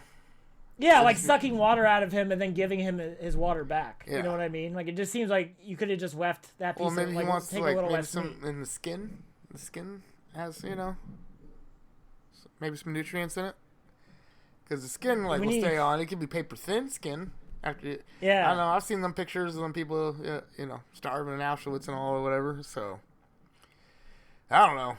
I was just wondering that crossed my mind. I'm like, I don't know how efficient that glad is. that I don't have to be in the situation. Yeah, no, this I don't want to say this movie makes me grateful for my life, but I'm just glad I'm not in this situation. You know what I mean? Yeah, I'm right there with you. All right, so it cuts to another montage of Goreng flailing about, strapped to his bed, Trim reading. How fucked up is this? Like, he's sitting there tied up, maybe is pissing shit himself at this point, Yeah, knows he's gonna get eaten, and this motherfucker has the tenacity, the balls to read your book to you, force read your book to you, like, and then dancing around like a fool and acting all crazy and shit. yeah, like, dude, the amount of rage I would have, I can't even imagine. Like, I would. Yeah, I'd be trying to rip myself out too, flailing about. It's like every single one of your senses is being held hostage by this guy at this point. Like, you can't even have silence in this hellscape. I would not be. Yeah, I just again glad I don't have to like be in this situation at all because it'd just be fucking nightmare. It'd be a nightmare for sure. The montage ends, and Trim says it's time. He says he won't take his genitals. He'll save those for later. How kind of him. Asks if he's ready, and then gags him again. He starts to cut on his leg. The platform descends, and the woman that rides it up and down comes down and knocks over Trim, takes his knife and stabs him with it quite violently. It's like pretty awesome. Then cuts Goreng free, giving him the knife and oh wait, no. Takes the knife and yeah, he does stab him with it in the throat, and then cuts Goreng free, giving him the knife, and Goreng crawls over and begins stabbing the fuck out of Trim. Like, he hasn't eaten in 8 days, but he has some real rage strength there. Like, he has some, like, fucking Dude, you know how much fuel. rage you would have, though? Like, you'd be fucking... Yeah, after 8 days of anger. that fucking bullshit and, like, torture. Yeah, And nah. getting, parts of you cut off. Like, dude, I would be fucking biting at the bit to just fuck this old dude's world. Yeah. I would rock his world. I think he You know, killed, I him, would- he killed I him would- too quickly, I think. Like, he should have played that out for 8 days. Oh, for sure. But I have a question here. We might have jumped over it. Who is it? Because Trim has that moment where he's like, who's that? Well, he's like, it's not my fault. It's the people above the administration. Who is at fault is my question to you. For what, having him tied up? Yeah. Do you buy this? Do you buy that it's not Trim? Like, Trim is just a victim of circumstance with how he has to tie him up? Or do you think they should work more together? Or what? Do you think they had to do it this way, I guess, is what I'm asking. Trim had to tie him up. I think they had to do it this way. It's just human nature. They're gonna, like, it's like kill or be killed on that thing. So I'd hope I'd wake up first, and You know? Yeah. It's like I think there is an argument that they could have just starved it out. Like, 'cause I think they had enough food on them. They were gorging. At least he was. Like, they could have lived it would have sucked. It would have been shit. But, like, honestly, I think just having the same roommate guaranteed would just be such a win for the old dude. Because you already get along with Goreng. You've seen this guy's dong. You guys are dong brothers. You know? You guys are homie G's at this point. I think you should try to work with Goreng just to, like, camp it out. Tough it out. But, like, when people are starving, they go nuts. Like, you can't sit there and guarantee that Goreng won't turn on him, you know? That is true. He is, like, you know, the elderly old dude. He does not have the, like, strength advantage at all in this situation. Yeah, so and the longer time goes on, the more feeble he'll get. Even though he has more weight packed on, he's still old, you know? Yeah. So yeah, he gets done killing Trim, and it cuts to a little later, and he wakes up, and his leg is bleeding bad, and the chick is on top of Trim, cutting off bits and eating them like a zombie. She walks over and gives Goreng a piece, and he eats some, gagging the whole time, and she goes to get some water, all bloody-handed and stuff, and pours it in his mouth, like, damn, just, like, rinse them off a little bit first before you put it in my mouth. I'd be like, oh, I know I'm dying of thirst and hunger over here, but could you just rinse it off real quick first? Thanks. Okay. But then proceeds to, you know, Mama Bird some more of the Trim food into his, like, feeding him. I don't think did she chew it up and spit it out, Mama Bird style? No. Okay. I don't think so. That'd been pretty. Let's take it another level. A little too far. All right. Goreng asks what her son is called when she gets up to leave on the platform and descends. There's a cut to the staff upstairs, the kitchen staff, assembled, and the head chef guy is staring down a panna cotta because he found a hair in it, and he's going ham trying to figure out whose hair it was. Cuts back to Goreng in the cell, and the red light is on, and he's laying next to Trim and eating on his decaying body. There were, like, mealworms on it, not maggots. I don't know. I just want to say, Trim, funny how you went from no appetite to eating maggots. Yeah, Shut the fuck up. I don't think he ate the maggots. Shut the fuck I think up. he was just eating flesh next to the maggots and stuff, but it's just like, hey, those aren't maggots, those are mealworms, and that just kind of irritated me. Oh, mister, I'm judging the cannibal. Who's a cannibal now, bitch? Yeah, right? Who's a cannibal now? And like, oh, like you killed your celly and ate him, didn't you? Well, no, you actually killed your celly and ate him. The other guy, Trim didn't. They killed some dude who killed himself. Or they ate some dude who killed himself. Also, our fun fact for the day, unlikely for maggots to appear in a sealed container. So I looked this up. I'm like, how did the maggots get in there? And they're not even maggots, they're mealworms. Mealworms. Yeah. No way, dude. No way. They should have been maggots. And like, yeah, where's these flies at and stuff on this perfectly cooked food and shit, you know? I don't know. I feel like gnats and stuff come out of nowhere. They just spawn, I swear. No, I literally thought of you. I thought of you with that scene. I'm like, how did those fuckers just show up there? Yeah. How did they just appear? So he's hallucinating, talking with Trim, and Goreng says he can smell gas. There's some fancy dream going on, and he's... not fancy. There's a fantasy dream going on. Most pointless of pointless sex scenes of all time. Yes, for sure. Like, they just had to squeeze it in, like, oh, let's make it a dream. Yeah, let's do that. Like, why? Anyway, he's fucking... You know, the director's like, yeah, that's why I filmed it. Yeah. I'm going to be thinking about this later tonight. Yeah. Cut. Do it again. Do it again. Yeah, we got to do that again. Yeah. I did not see enough. I'm going to put the camera behind you this time. Yeah. Like, just... It's gonna get real close, so don't like go too hard. You know, no. Okay. He's fucking the chick that rides the platform, but she's all clean now, whatever, in his dream, and she's licking his face when it turns into a dog. He suddenly like wakes up, and it was in fact a dog licking his face, and he sees he's on level 33. And everybody's like, you just kind of feel like the tension go away a little bit. Like, that's not so bad. The dog's name is Ramses II, and it belongs to his new celly in Magori.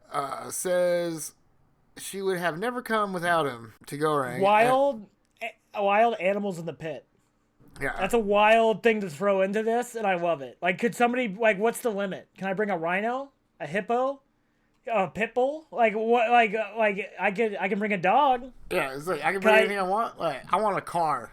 Yeah, I want to see you pull that up and down the platform every fucking. Yeah. I don't know, it's just something. Like, you get one thing. Yeah, like, I would love to know the limit. I wish there was, it's like a check-in bag at, like, an airport. Like, you can't have a bag bigger than this or something. Or, some type of size limit or whatnot. Yeah, I want an iron suit that locks from the inside so I can sleep in it every night. Like an iron casket that I can lock. I don't know. Something just so people can't fuck with you while like, you're why sleeping. not?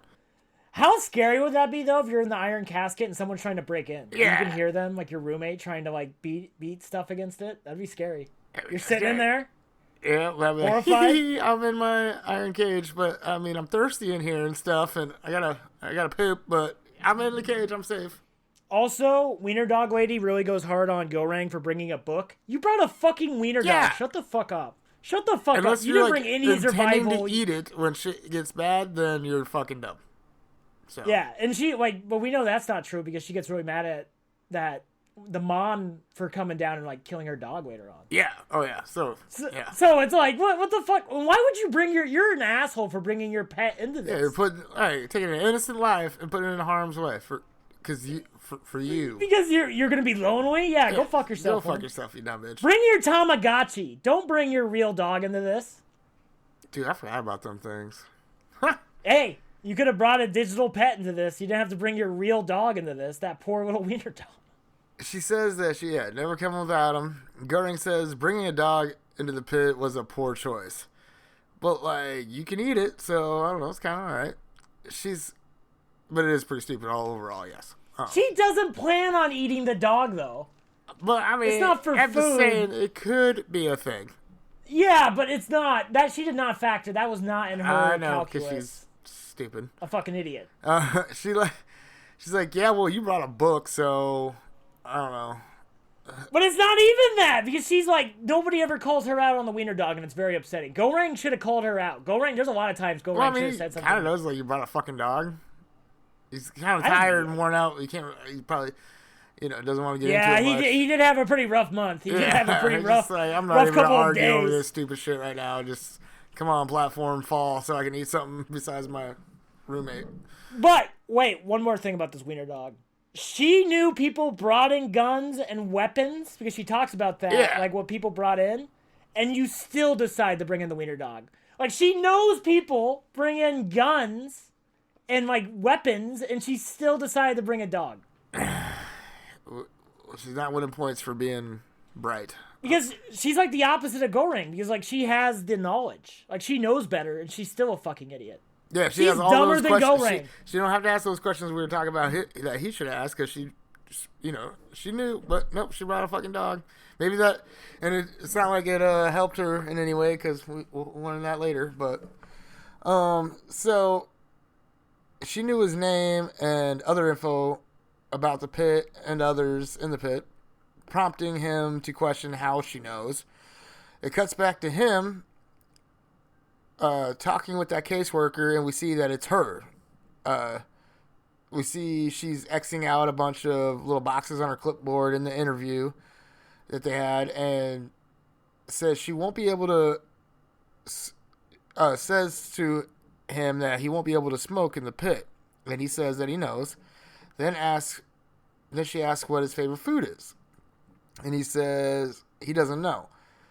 She insists that it's important because they are going to include it in the menu, and he says escargot a la bourguignon, snails.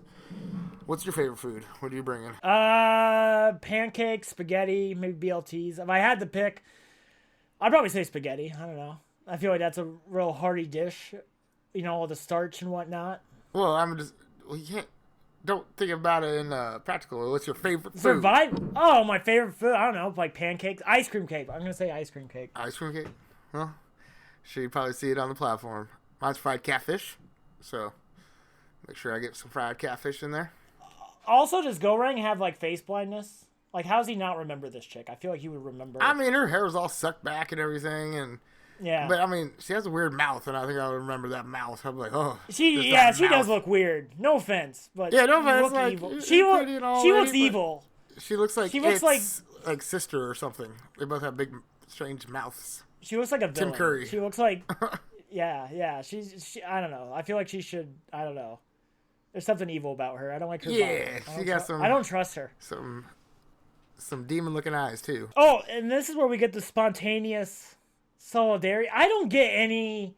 So of the Messiah. it took me a lot to figure out how to write this all out because it was confusing. Yeah, Yeah. but I think I kind of got it in a little We're bit. trying. I think I simplified it enough to like I kind of understand it, and I got a little help off the internet to like see what somebody else wrote. And I'm like, okay, I was right. So. Cause a revolution inside of a prison, but these people are bad people because obviously some of them have done at least manslaughter, and they're killing one another and shitting on one another. But some people just want degrees, so they're like some broke college kid age people. Like what? I don't get it.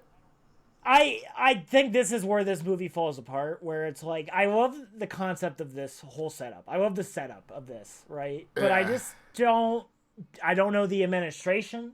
I don't get this Messiah stuff. I don't know anything else about this world other than this place. Exactly. Which, if this was more of like a back rooms, like if this was like Stranger Things, where this is like the upside down, like we're in some parallel universe to ours and it doesn't have to make sense, I think this movie would have done a lot better in that type of a situation. Like this is some weird mental fucked up, but like, then maybe purgatory we still or like know the outside like full universe instead of just this one small microcosm of a lot larger. Yeah. And I think the problem is like you're trying to make us care about this Messiah, this revolution, and all this stuff, but we don't know anything about anything going on outside of this. Yeah. You're trying to pull on a string what doesn't have anything attached to it. It's like, is the pit somehow significant part of the culture, the society at large? Yeah. Or is this just like some random prison out in fucking the middle, out in the boonies that people are stuck in? We don't know. Again, I'm going to keep doing the Hunger Games comparison. The Hunger Games is televised to the whole nation, and pretty much like you're expected that's to what watch happening it. here. And the same thing with like it kind of also seems has that god damn it, what's that one where they have to play all the games to get out? Oh, Suicide. Oh no, fuck me. Squid Game. So it's like has kind of Squid. I think that's what I wanted to compare it to earlier. It's like a Squid Game-esque-ish. They're all trapped in this thing, but people are all watching it, and we get like the outside, like it's the regular world outside, but people are, being rich people are broadcasting that shit to other rich people and stuff. So, but we don't understand that here. Are we supposed to assume that's what's happening here? But again, that falls flat. All this Messiah stuff falls flat. Even having this, a camera, like showing that there's a camera on each level, like having them look at it, just seeing the lens of it, anything at all would help. Be like, okay, they're being watched. So there's something outside this for entertainment or anything like that. But we don't get any of that. So yeah, we but don't somehow have the they scale. know when they steal shit, so there has to be a camera done there. Yeah, no, there has to be. I mean, there's like, what's the revolution? Like, it falls all flat. This all falls flat. Like, I don't buy it. And out of nowhere, it just feels like Goreng is all of a sudden the chosen one. It does. It's not like he pulled a sword out of Excalibur or out of the rock or whatever. Yeah, you know what I mean? Like, he did. Yeah, pull Excalibur out of the rock. He didn't do anything. He fucking appeared. He got his face licked on by a wiener dog, and all of a sudden he's the Messiah. What the fuck are you talking about? I don't know. You've known this guy for 10 minutes. I don't remember writing that down in the notes really because like I just thought it was something she was just talking shit about. I didn't think it was like she really thought. Well, like, they kind of bring it up again when. Yeah, they do a little bit. Yeah, it's weird, man. It's weird. It falls. But I think it's people like kind of talking shit. Maybe that's some like I don't know, foreign sort of way. They like, oh, you think you're the Messiah, huh, big guy? Like, I don't know. The way they talk about it though, they act like it's a serious. This is a serious thing. Also, do we ever find out why she's here? I guess we're going through it. Hang on, right here. Okay. So it cuts back to them in the cell. He asks if she can get him out. She's like, I can't. You volunteered to be here, so did I.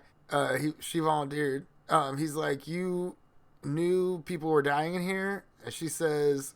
You didn't? They prefer to call it Vertical Self-Management Center rather than the pit, I believe, or something like that. It's like, she kind of like it cuts weird. I think she's referring to the pit when she says that. But vertical self-management. Yeah. Anyway, he asks, how many levels are there? She says 200. He's like, there ain't enough food for 200 levels. And she says if everyone ate only what they needed, the food would get to the lowest level. Which I get that. Bullshit. I get that from a aesthetic point. There's no way there could be that much food, but I like it in theory. Like if everyone had a spoonful of the cake a day I'm not saying the execution. I'm saying the execution is poor for the visuals of like trying, but I'm just saying the concept of that in this movie is a cool idea that they could all equally share the food. There is some type of capitalism metaphor or socialism metaphor in here somewhere. Yeah, there is the whole like higher down the people at the top, take more than needed than the bottom. I forgot. It's at the bottom. I got that written out. The platform lowers and Imiguri starts prepping 2 plates and giving some food to her dog. Goring's like, giving him that could cause the death of a human. She's like, he eats one day and I'll eat the next. Goring says it's taking away from a child. And she's like, there are no children under 16 in the pit. And that's still pretty young though, like, I don't know, for a fucking 16? teenager. And there's what did that 16-year-old do? Kill his whole family? Yeah, and there's men and women in that. Like, it could be a bad thing. That's, you know what? I believe it, though, because, like, we send kids to juvie and stuff, and they come out way worse. They come out monsters. So it's like, that's exactly what's going to happen. You send a kid to the pit for, like, stealing a Kia, like, he's going to be a fucking monster when he comes out. Like, he killed 2 people. He ate a guy. Like, he's gonna be way fucked up. Like, his brain's still developing. That's not gonna do well for his like developmental growth. Like, Goring says there's at least one, and she insists that it is impossible. And like Goring, no, you don't. Yeah, you heard that story, and like the guy like tears apart her story anyway. Like tells you like, or no, I guess that's later on. But still, though, you've never seen this kid. You just heard that from that old dude who you like don't trust. You shouldn't trust. Yeah. As an arbiter of information. Goring's a fucking idiot. Goring, you can tell Goring anything. Idiot. That's why he couldn't go to school. He has to like go through this torture to get a degree. Like, yeah, he's such a fucking idiot. He couldn't get his GED, so he had to go into the pit for 6 months. Do you think that's what? You know what's funny? Do you think like the career office in this sci-fi universe is like, you know how we get rid of a lot of idiots now? We just send them to the pit for 6 months, and no way they make it out. So that, like we don't have to get them a job. Yeah, we get to write it off as a tax write-off. It's great. So it's probably we get to use them as mulch for the farms. It's a really good system for everybody. It works out for everybody. Maybe that happens in the second movie. I'm probably gonna watch it maybe tonight or something like that tomorrow. And check it out. I'm curious. I'm definitely curious. Yeah, I know Goring's in it. Maybe we should watch it, and then if like we decide like we can do like a part 2. I do think this movie. We maybe like, a brief part 2, just like I don't know. We can talk about that. No, we gotta do it as a full episode. We can do a full episode. All right. I don't know. Just because it's new to both of us, and we're kind of curious. But let's get to the end, and we'll decide later. Yeah. The platform lowers and to the level below them, and she tries to explain to the 2 below that she's portioned enough food for them, and if they could only eat their portions and leave 2 more for the people below them, and to pass it on the message. But they're like, but the people below them came from level 88 and tell her to go fuck herself. Bill Burr Jr. in this movie is fucking hysterical. The level 88 guy. Yeah, no, he does just roast that bitch. He's Bill Burr, dude. He's Bill Burr. He's like, go fuck yourself, bitch. I've been starving to death. And I'm totally on Bill Burr's side on this. Like, that guy. Level 88. Like, bro, eat all you can, dog. I'm so sorry you were there. Like, I'm glad you made it. Like, fuck yeah, bro. Like, try to be positive. Like. And this guy is so fucking funny too, because like later on when she still like she does it like every day, I would fucking hate her. Oh, dude, I would like every day I'd be ready to throw my shit at her. I'd be like, I saved this just for you, bitch, and chuck it up there. Shut up. He's so funny though. He's like, shut up, just leave me alone. I'm already in hell, and you are my personal just making demon. It worse. With me with my life in this terrible existence. and this is where it gets all like the weird administration talk and stuff here, but Goreng tells Imiguri that if the prisoners knew how to be reasonable in spontaneous solidarity enough to ration their food, then those in charge on the outside, the administration, would know how to prevent this sort of thing from happening in the outside world. So we can assume that the outside world is starving and stuff, but these guys get all the food they need? These Yeah. prisoners? These pieces of shit of society? These troglodytes? it's confusing as fuck trying to summarize that. But It's terrible. It's terrible. It's bad. It's bad. That's what it is. I think, honestly, here's my prediction. This guy came up with the idea of the pit. And then he came up with the mechanics of the pit. It almost works more like a video game than a movie. Where, you have this one level. Everybody's like, oh shit, the lore. And he just wrote that on a napkin in like 15 minutes. Yeah, like, we have like this platformer literally here idea, but we don't have the lore behind why you're ascending and descending these levels. But because again, the pit, I think itself is really a cool idea. Yeah. I love the mechanics and how they of have it. it I fleshed love out, how it it's works. great. But we just need the why. Like, we get Yeah. the how and The everything. context. We need the Yeah, the context context. of the pit. Um, Again, I love the on pit. a macro I really, scale, like we have the micro scale, but we need macro here. I wanted to love this movie. Because I really do like this movie a lot. Yeah, but it's it not just bad. But there's like these The these world holes stuff. here that are Yeah. letting in a little too much water, and it's kind of sinking the ship here. But a good comparison, I think, for this movie would be like Judge Dredd. Where Judge Dredd... the whole thing was is like terrible. Shut up. Shut the fuck up. You don't even remember Judge Dredd. He doesn't like Judge Dredd, guys. Outrageous. It's Outrageous. terrible. I love Judge Dredd. It's very similar to movie to me Terrible. because they get stuck in a building. They establish the rules that it's like nuclear lockdown. The cops can't get in or whatever. But we understand like the whole world's been nuked to hell and they're living in the remnants of the old world. We know exactly. We get a lot more of the picture. And that movie's only 90 minutes long. It's the same length as this. And I always give so much credit to Judge Dredd because it sets up that whole world, the setting and everything like that in 90 minutes. You know how long the new Batman movie was? 3 hours. I don't need a 3-hour Batman movie. I already get it. Bruce Wayne, Gotham. I already know all the characters and whatnot. You don't need 3 hours to draw me a picture of a Batman movie. The fact that they did Judge Dredd, a world I know nothing about other than that movie, in 90 minutes is an Maybe they should have took a little more absolute time testament. or something. That's why I don't remember it, because it went by so fast. Oh and it was shit my the whole way god. through it. No way. I will argue when we do Judge Dredd, because that will happen, We could- but there is not a We can do it wasted next shot. episode. I don't give There, a fuck. I'll fucking do it next. I'll even do the notes for it because I love Judge Dredd. I don't want you touching Judge Dredd with your fucking I want to do the notes for it shenanigans. so I can break it down and let you know No, how fucking no, no. you don't- You do the that- notes for it. no, I'll sit you back will and I'll not. chill. Yeah. Yeah, Don't I'm you gonna sit dare. there and just be Don't you snarky dare. and let you That's know. like you how doing to- the notes for Training Day. You will not touch Training Day. I hate Training You will Day. not touch Training Day. I don't hate it, but it's not great. Training Day is awesome. It is fantastic. Nah. It is one of my favorite movies of all time. And I think it's a 10 out of 10. I love Training Day and Judge Dredd, Yeah. 10 out of 10. Sure. I will not budge on that. I love both those movies. We to agree death. on many movies, but don't agree on I think- others. I can't wait for Judge Dredd. I like Judge Dredd. I'm like, I can't.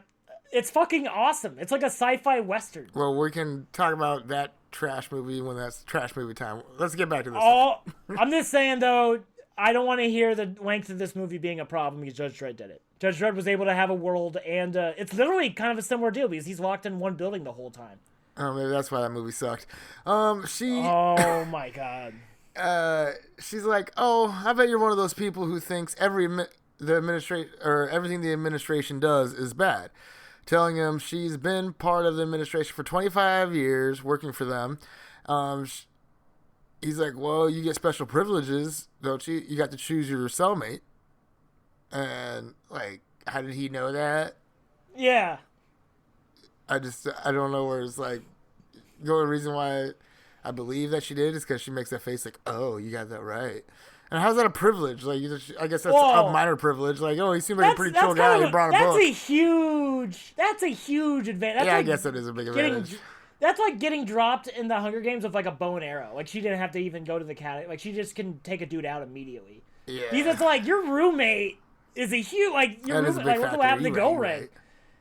Yeah. And it's just like But he might like, I'll choose the old, chill guy. He shouldn't be too bad. And then find out later. But she knows, like, she can see that he brought a knife in. He's like, oh, this, and she's like, this fucking idiot brought a book in. Yeah, I'll hang out with Goreng. I remember talking to him. He's doing it for a fucking degree. He didn't do anything to get in here. Right. Honestly, that makes a lot of sense why he was And with he's a Goreng. fucking idiot, so, like, it shouldn't be too bad to fuck with it, you know. And he's the only one in there, probably undercover 60 days in-esque person. You know what I mean? Yeah, like everybody else is like some fucking... did a crime. Yeah, criminals. Diddlers, pedophiles, murderers. Yeah. The worstest society. You got Bane in there. You got Joker. Well, the way this society's set up seems like so far, like, if someone's getting a degree in there, somebody's probably in there for jaywalking, too, or something. Like, it seems ridiculous. Also, I just love that idea, what I just came up with, where it's like this movie, but it's all Batman villains. And Batman has to go through all, like, the floors or something? Or just like, no, just them interacting, like the Joker, like, pissing on Oh. Mr. Freeze's food. I can Like, see just that. like the Joker, or like Bane being like, oh, it's unfortunate you are below, isn't it? I shit on your canopy. It's like, Penguin shit on you. I can see that. It's just like the shenanigans they can get up to would be really funny. So, where are we at here? Oh, it goes into the montage of days passing, and Geary, I'm changing her name to Geary. I don't remember what the rest of her name was.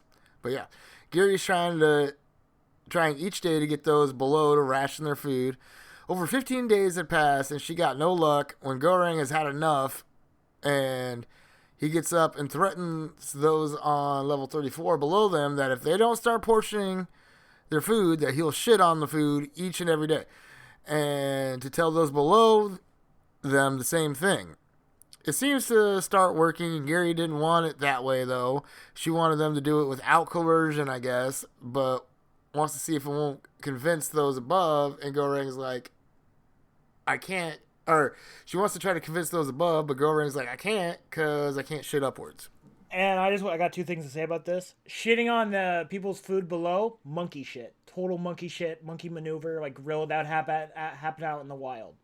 Second thing is that I can't shit upwards is unironically very deep to me. Like about like you can't shit on the people above you, like just like class warfare shit. Yeah. I can't shit in their food. I don't know. I really think there's actually like unironically, it's a really funny. But, like, he literally can't, though, not like metaphorically. Well, yeah, but I feel like you could use it metaphorically, and it still checks out. I'm gonna have to ponder that later. The next day, the platform descends, and the one girl that rides the platform, Miharu, is on it and unconscious. They pull her off and get her on the bed when it starts to get super cold in the room. The damn dog took a piece of food before the platform before the platform descended and everything, and they get it away from him and toss it down. Everything's fine. He goes to them in the night, and Goreng wakes up to Geary and the platform rider chick fighting and arguing. Miharu killed the lady's dog, and then like the next day, Miharu just rides down to the next floor. Geary explains to Goreng that the chick had come in like 10 months ago on her own, has no parents or kids. Her object was a ukulele, and she was an actress who wanted to be like Marilyn Monroe. And she's a real big dick about it. Like, she wanted to be the Asian Monroe. Yeah, like, a bunch of racism it's like, going on here. Don't be shitting on her dreams. If she wants to be the Asian Marilyn Monroe, let her live her life. That shit's awesome. Like, get some. I did think about, she was talking shit about the ukulele. It felt very mean towards the ukulele, and I'm like, my brother plays that, and that's not cool, man. Yeah, it is like one of the coolest instruments ever, and people who can play it are super cool too. So. Also, Wiener Dog Chick at some point mentions how she's like, I regret sending people here or whatever. And it's like, that's exactly what the cops are like on 60 Days In. Where like a lot of them stop being cops after they've been inside the jail. Like they've been in jail and they're like, wow, this really fucking sucks. I should stop sending people here. Nice. So I just noticed that. I just noticed how this movie's I feel like every judge should have to go spend like 6 months in prison. Oh no, for sure. I think before like they it's just like get their like, yeah.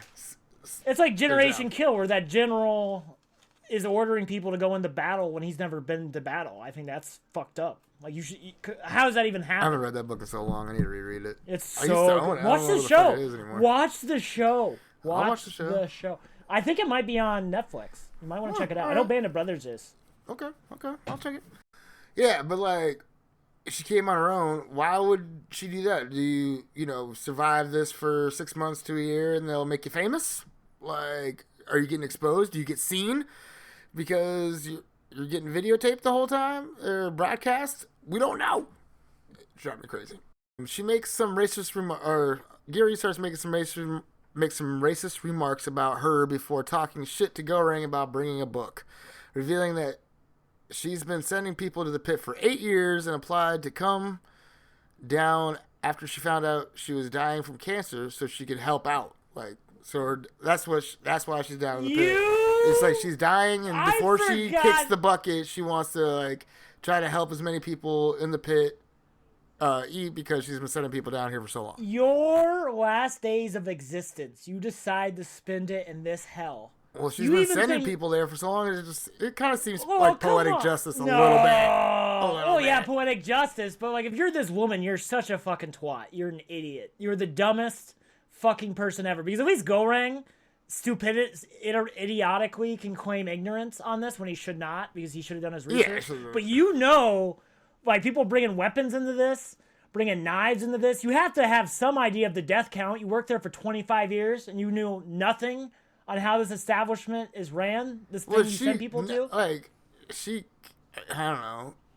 And you decide to spend your final days of existence in hell? Like, even Bane wouldn't go back to the pit if he knew he was going to die of... She just knew it'd probably kill her quicker than the cancer, and just like, I don't know. I can see what she's trying to do, but also it's just like, why?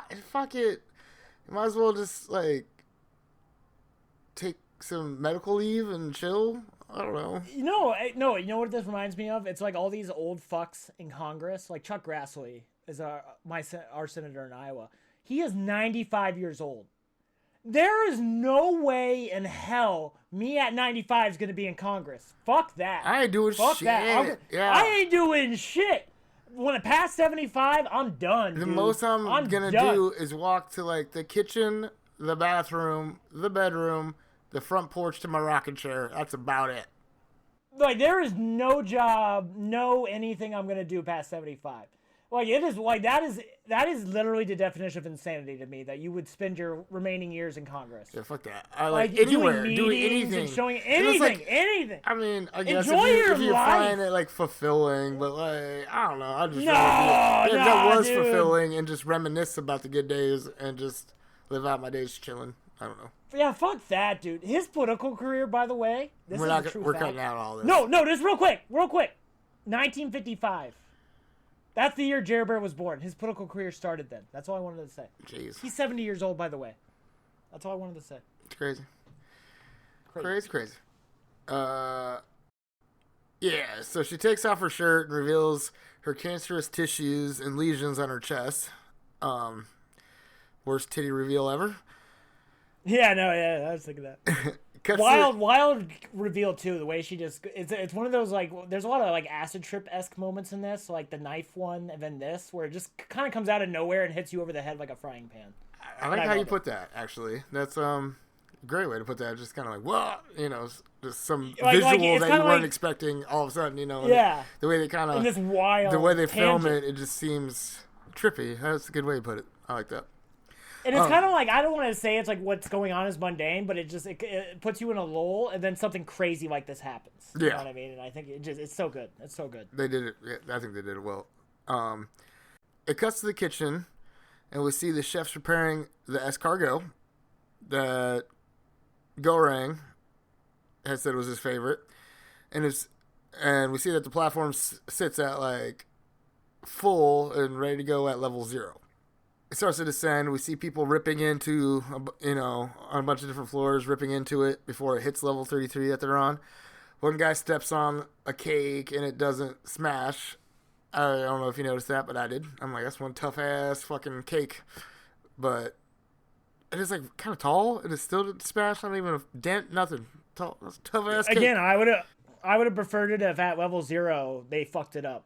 Like, it was always fucked up. Like, there's no floor 1 and it just skips to. Oh, so like they do, like it, because it would be, it would be awesome. It it's and, like fart on it afterward. Like, no, because, I wouldn't put all that. It it would be funny because all the prisoners or whatever are blaming one another for fucking up the food. But it would be funny if the staff was the one fucking up the food to make them think that the other I get that. prisoners I mean, are good. they don't have to. I love the idea of like somebody's gonna fuck it up no matter what. Like, because this is already like, what do you call it? What's the thing in the Constitution? Like untolerable. Like what is that word? Like it's like for like when you do something like we can't punish people. Like cruel and unusual. There we go.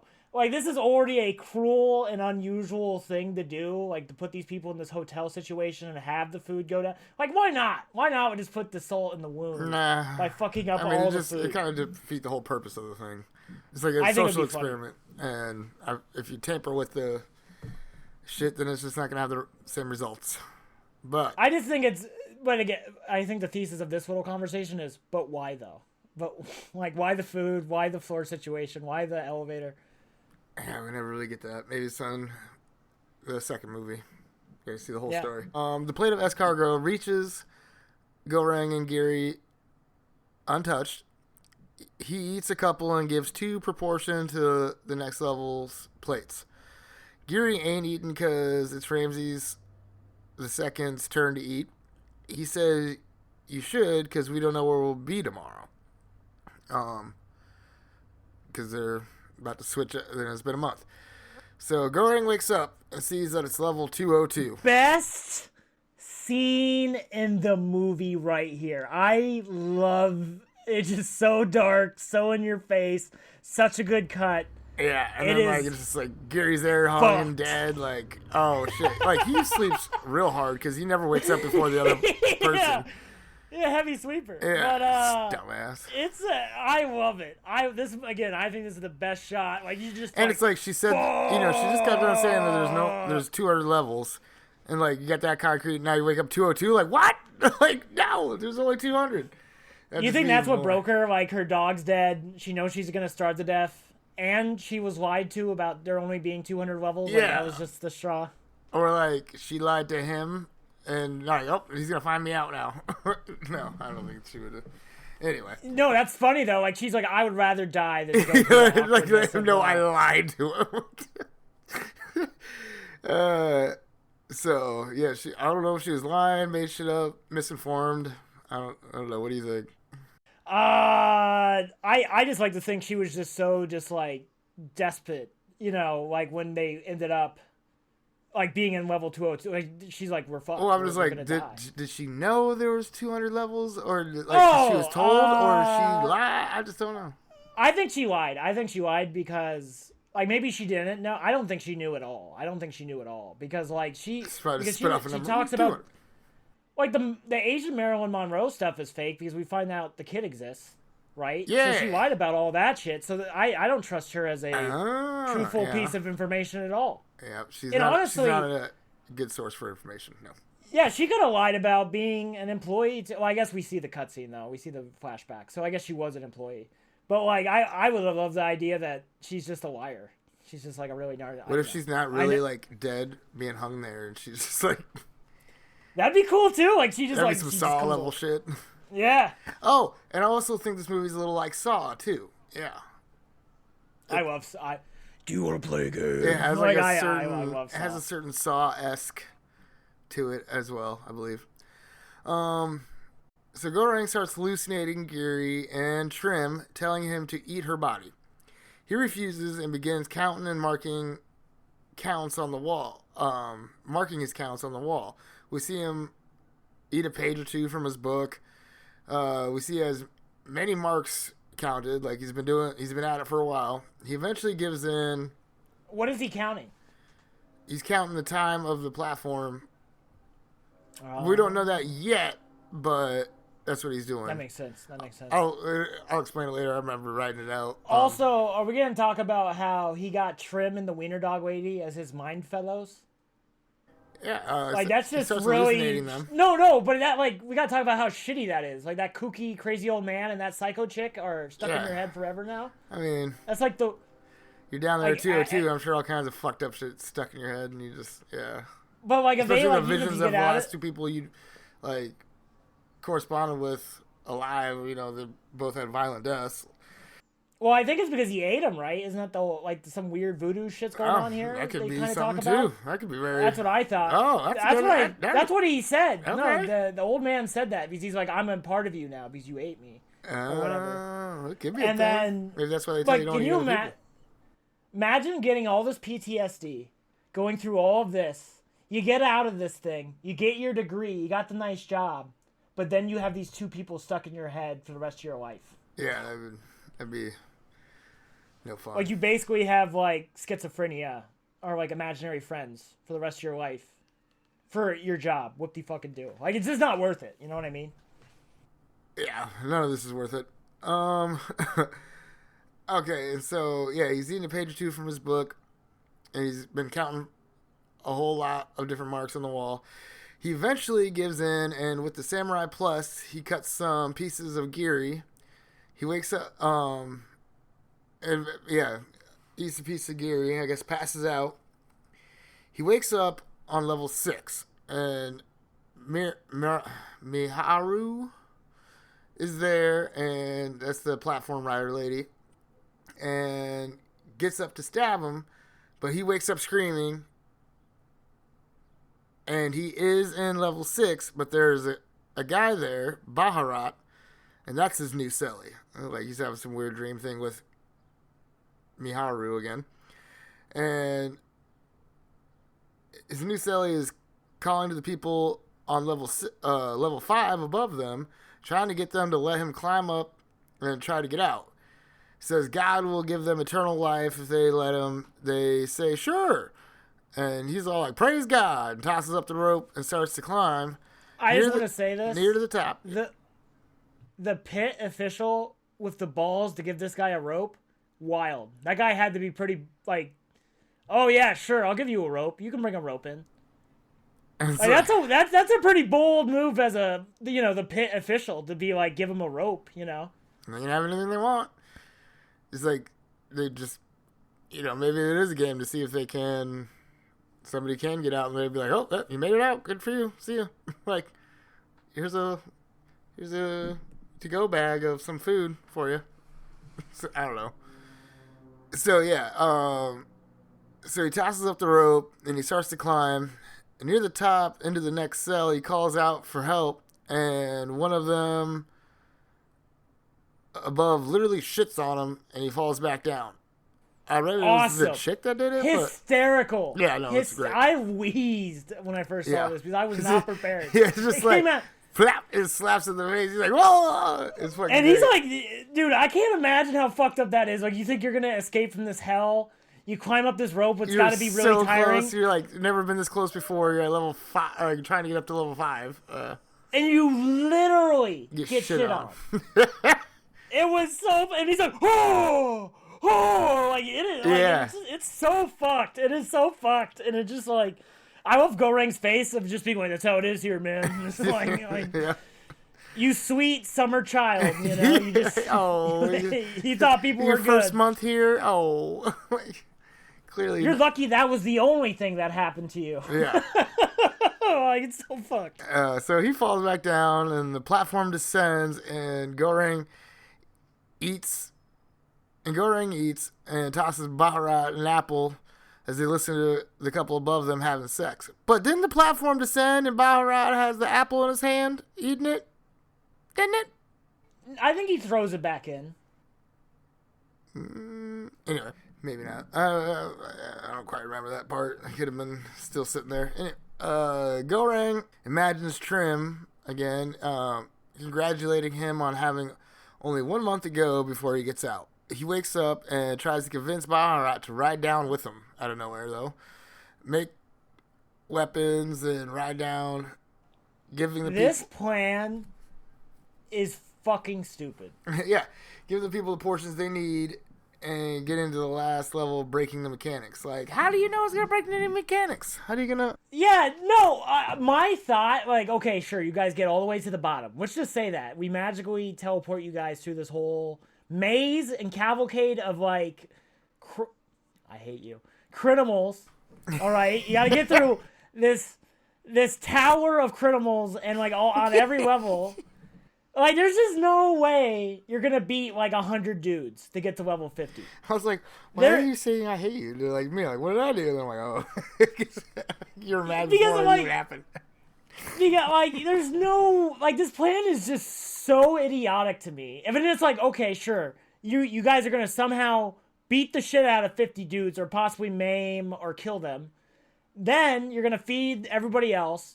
And then you're going to end up back where everybody else is, and you're going to break the mechanics of the thing. You know what they're going to do? They're going to put you back in the pit. Yeah, it's like, just like, oh, you gotta, like, just like kick him back in the, it's like Spartan kick him into the fucking well and back down to the pit. Like, what do they do with prisoners when they escape? Oh, you broke the mechanics of our prison. Well, I guess you're going to just go free now. It's fucking stupid. It's fucking stupid. It makes no sense at all. This isn't a game show. This is a prison. This is a punishment you get for doing a crime. You should have explained this. This is how the mechanics of your world work. Well, you've been down there eating food that's been shit on by the people above you for so long. You start, if you have hope, it's going to be some crazy aspirational hope that is just like unrealistic. But like, yeah, this guy has to be like crazy. Like, this guy did some fucked up, God guy did some wacky ass crime what made no sense out in the real world. And this is like his logic that he's like, oh, if I escape prison, they can't get me like tag. Like, I'm not it because I escaped. Yeah, like your goal is to keep me in there, but if I get out, I'm free. Maybe that's in this universe. I won. I got you. Yeah. You can't touch me. Then you tase him. Maybe it does work like that in this, like, I don't know. But you gotta explain that, dude. You gotta set the rules. Yeah, I need to know why. So, yeah, they agree upon this plan to ride down and break the mechanic. The next day, they begin their descent. People on the level, like on the next levels and stuff, ridicule them, but they go anyway. The people that shitted on them. Gorang suggests that they start handing out food at level 51 because the people on the first 50 floors eat every day, so saving for those who haven't ate in a while, is their plan. There was a guy on level 7 that Baharat was with the month before on level 114, and he begs Baharat for food but gets turned down, then starts getting racist and tries to take the food forcefully, but Baharat smashes his head in. And I just want to say, it's all very brutal. Their punishment for having food, for just being able to eat. These people could have been on, like, level 200 the previous month, and now they're on level, like, 10. Yeah. Their punishment for wanting food in this fucking hellscape is to get their head bashed in. Yeah, we don't know their history. The Messiah? The Messiah of who? He kills, like, 100 dudes in this little montage. They're maimed, man. They're going to have brain disabilities. Yeah, they're going to have... If they make it out of the pit, they ain't making it long. They're gonna have brain damage. You can't, like, Jesus didn't fuck up a bunch of people. Like, they talk about that. Like, Jesus gave people fish. He didn't take it out of their mouth. He also didn't bash motherfuckers' heads in. He also didn't Parts cripple of the Bible a third. that we didn't get, that were taken out. Maybe. Yeah, they took that story out. But like a third of these people end up, like, maimed or crippled. like they kill people, dude. There's no way. Your mic's breaking out. Yeah. I'm just saying, I'm getting heated. I'm getting heated because, like, but honestly, it is one of the funniest fucking scenes in this movie. This movie is unironically really funny sometimes. Yeah, it is true. It's so outrageous because it's like they're like, oh, we're doing this for a good cause. We're doing this to, be good people. And then the very next scene is them bashing in their fellow comrades. And it is fucking hysterical. I can't think of it. It's like if Thor started killing the other Avengers and acted like he was doing a good thing. Like, it's wild. It is wild. It's very interesting, to say the least. Also, all the morality of this movie, any, like, argument you could make, like, this guy is a good guy. No, dude. This whole... Like, really think about it. It's like a cock-and-doodle plan that they, like, feel justified in now killing all these other people... Because they, like, this plan's going to work. It's going to break the mechanics. Like, you don't know that. You're like, what? You just fucking brain damaged, domed, all these people for something you don't even know is going to work. Yeah, on a hunch. and we don't even know if it does work. Yeah, We never really get to see that. So like this all might have been for naught. This is really he's not validated at all. So he might have just really domed all these people and crippled all these people and gave them brain damage for nothing. Very possible. And that's it's just like now you gotta live with that if you make it out, dumbass. No, it's funny. He'll get put back in the pit because he did all these. He killed all those people. Yeah, man, like 60 does days he know? in? Like, is it anything goes while you're in the pit, or Yeah, we don't know. Again, 60 days in, you can't do crimes when you're undercover. Yeah. They'll throw you in there. That'd be the funniest ending. That would be a really good one where he ends up back in the pit. And he's like, maybe that's why you're there's a second movie. Dude, the second movie. I'm gonna call it right now. The second, I haven't seen it or anything. The second movie is like Goreng's the old guy, and it's a new guy getting his degree. Oh, Goreng gets to be the. Oh, I like my that. prediction. I'm pulling that out of my asshole. I don't know what I predict the second one to be. I'm just hoping I do predict we'll see more of the outside world. That's what I predict. We have to. We have to. We don't. Maybe that's why it's rated one of the worst movies. Maybe they just like recycle everything they did in this one. And that'd be so bold of them just to like. We just redid the movie. Just redid the movie with Goreng, the old guy, and like that's it. And it's probably like a different actor even. It's not him like looking older. I don't know. Dude, I hate that shit. Mortal Kombat. All right, so back in the 90s. They continue to descend and defend the food. Each level, they run into a guy in a wheelchair. Baharat seemed to know him, and his name was Sir Brambang. Who? What? Where? Yeah, they explain what they're doing to Brambang, and I'm going to start calling him BB because it's just easier. And BB's like, cool, but manners and education are more effective than brute strength, and tells them they need to send a message for the administration.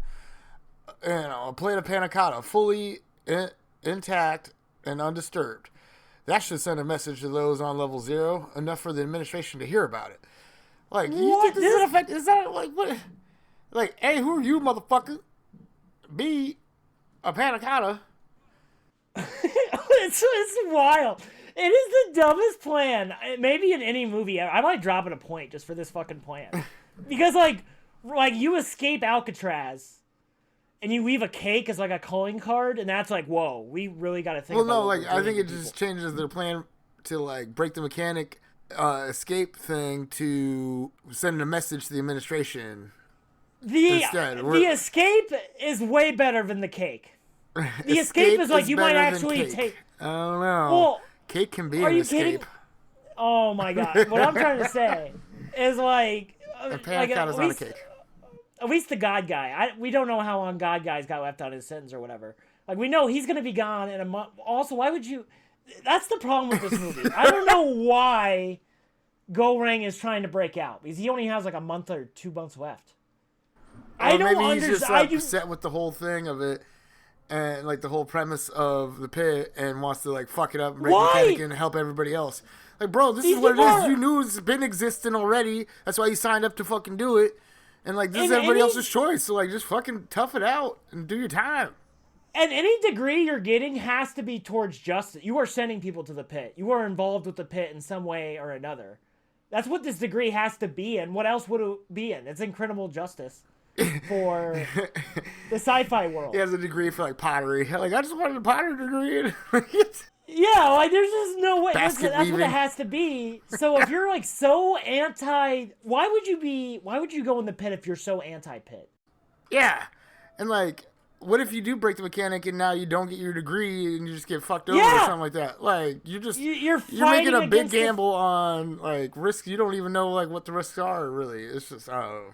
That's the problem. I have no fucking idea why Goreng is doing anything he's doing. I don't like the plan. The plan doesn't make any sense. That's where this movie really falls apart. Yeah. Again, the pit is a cool idea. A lot of the shit where the guy literally gets shit on, hysterical.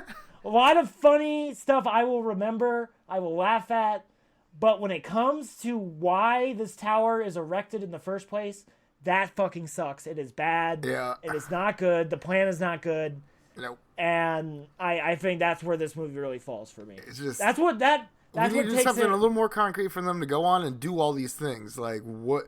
Like it becomes break the mechanic or it goes from break the mechanic and becomes send a message. And then we'll find out later they can't do both, I guess, because we'll see here in just a minute, because we're almost there, I think. Yeah, we're a couple pages from the end. So, yeah, we're going to, it all even gets, we'll do it when we'll look at the whole, I guess, of it, and I'm going to circle back to this, but, because, yeah, it just doesn't make any sense, the whole plan. So, they move to the next level and begin the dissension montage where they're defending the platform and the panna cotta now and killing all those who try to take from the platform. Ridiculous overkill. Yeah. For this plan. Again, remember, this stupid fucking get the cake to the admin. Sure. You're sending them a text message. You kill people over a text message. They start passing out food. Yeah, I guess like around level 50s and stuff like that. They're like, all right, let's start passing it out. And some take too much, and they stop them, bashing them in and killing them too. They encountered a real creepy dude at level 96 saying he gonna cut the food out of his Sully's stomach and eat it. Like, he sounds like a fun time. Can you imagine that guy being your roommate? It's like, yes, it's just great. The platform didn't stop at one floor because the people were already dead. It just kept on going. And I think I skipped a whole paragraph. Did you talk about the pool guys? Hang on. Oh yeah, so like they're trying to break the mechanic because he estimates there's 250 floors, and the food doesn't make it all the way down there, but then they just ride it back up. Since that's where, they want to go is all the way to the top, and that's why Baharat agrees originally. I think I skipped over that part. Oh, yeah, I think I skipped this whole thing. Yeah, they, oh, no, I did mention that, I think. Anyway,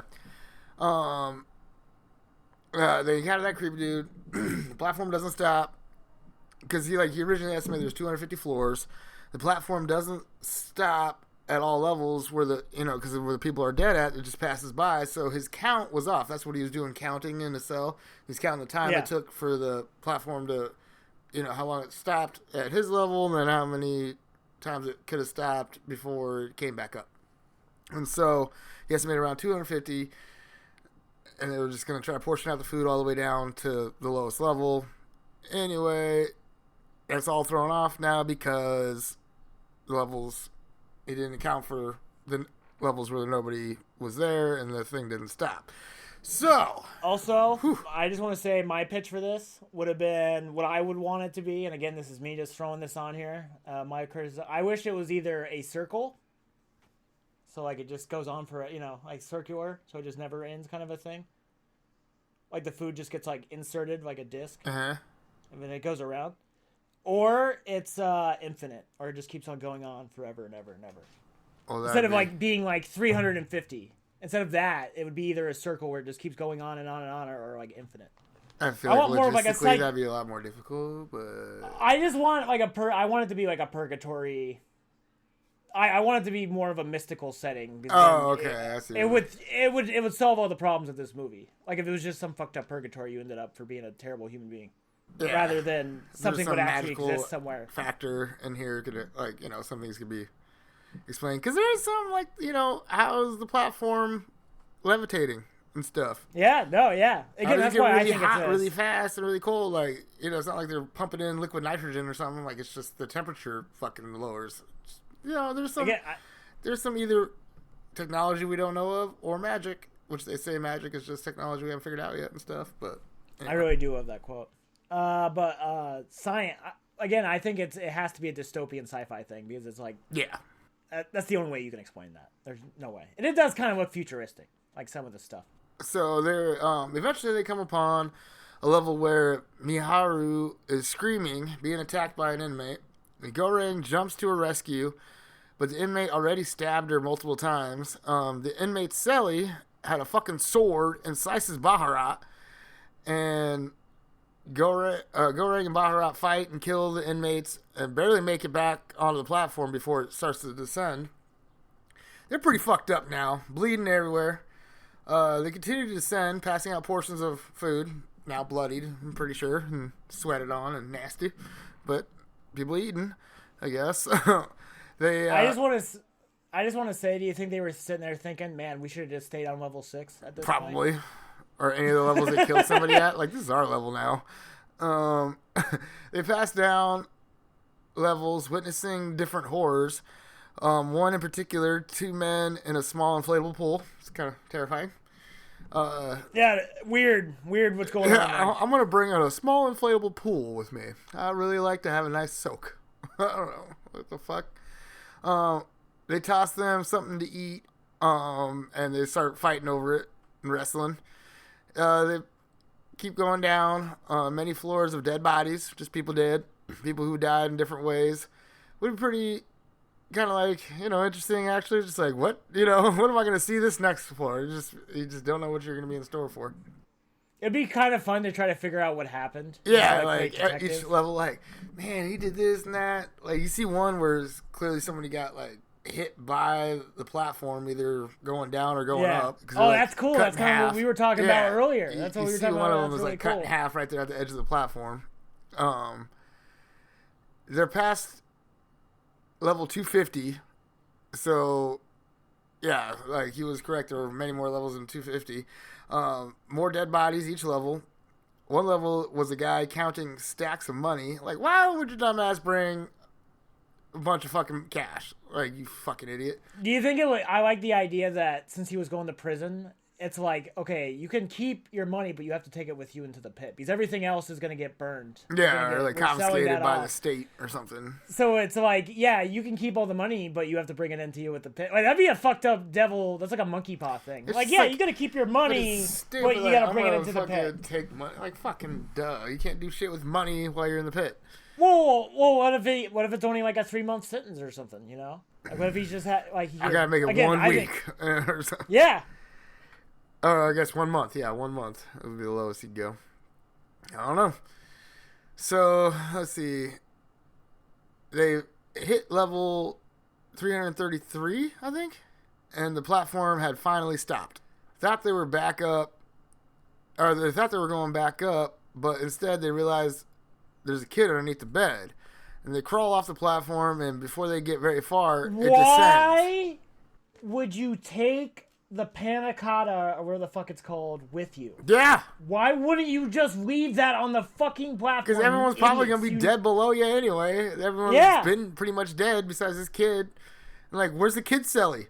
Did the kid fucking kill its Sally? Well, it's on. Well, Did the they're Sally on level, like 333. So it's like, also this kid bullshit. This kid's been alive this whole time. Yeah, like, and on level 333. Well, I mean, you think you're getting any food? I mean, just this month. Any food?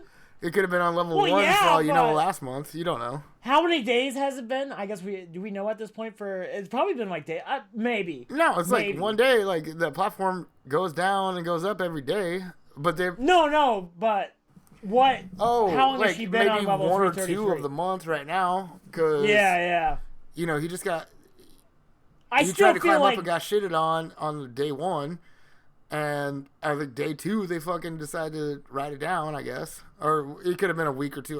We have no idea. Also, I want to say this. I think that in my headcanon, that the daughter always spawned on above the mom. That's my headcanon for why the mom never found her. Well, how'd they get split up in the first place? Like, how'd she even bring the kid in? Because according to she wanted to get famous. Like, how are you gonna get famous in the pit? Why you gotta bring your child? No. I think the famous thing is a lie. I think because it's like she's. Oh yeah, and like she always had like a bunch of bullshit stories anyway. Like level 200. Or only 200 levels. Bitch, there's 333. Everything she told us is fake. Yeah. She lied about pretty much everything, other than like the wiener dog, because the wiener dog was right there. His name was actually like Fluffy, but she's like, Ramses is a second. Like what? Just so much random liar, just like chronic liar. So yeah, they crawl off to check on the kid. The platform descends. He still has the panna cotta, but it doesn't get hot or cold in the room. Right? I thought it was supposed to get hot or cold, and he's still got the panna cotta. Huh. Strange. my headcanon version, and there's nothing to back this up, is since it's level 333, they're like, everybody's dead. Pat. Yeah, like if we Nobody's living we stopped monitoring those levels a long time ago. Like, honestly, do you think they're like, you know what? Being on level 330, they just gotta keep it. You gotta keep the dude, kid. That's you're just fucked. Like somehow, like this isn't supposed to happen. It did. You can have that. It's cool. Yeah, we're like you're not gonna get anything else enough. for the next month. Like it's not gonna happen. But you literally like had to have two like angels come to give you this cake. Like we're just gonna give it to you. A black angel and a white angel. We literally had to bring the races together to get you this cake. You know what I mean? The kid under the bed crawls out though, and it's a girl, and even like kind of looks like Miharu just a little bit, you know. Yeah. So was she actually looking for the girl, or for her kid then? Yeah. No. Again, I like the idea that the kid was just. So the old spawning. man, like I guess, got the story right. I don't know. He must have been there when she first lost the kid and stuff like that. Like, you know, heard the story before she went all fucking blood raged and crazy.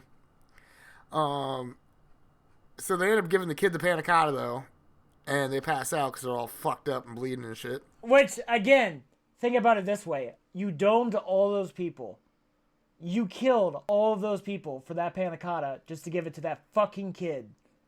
You failed.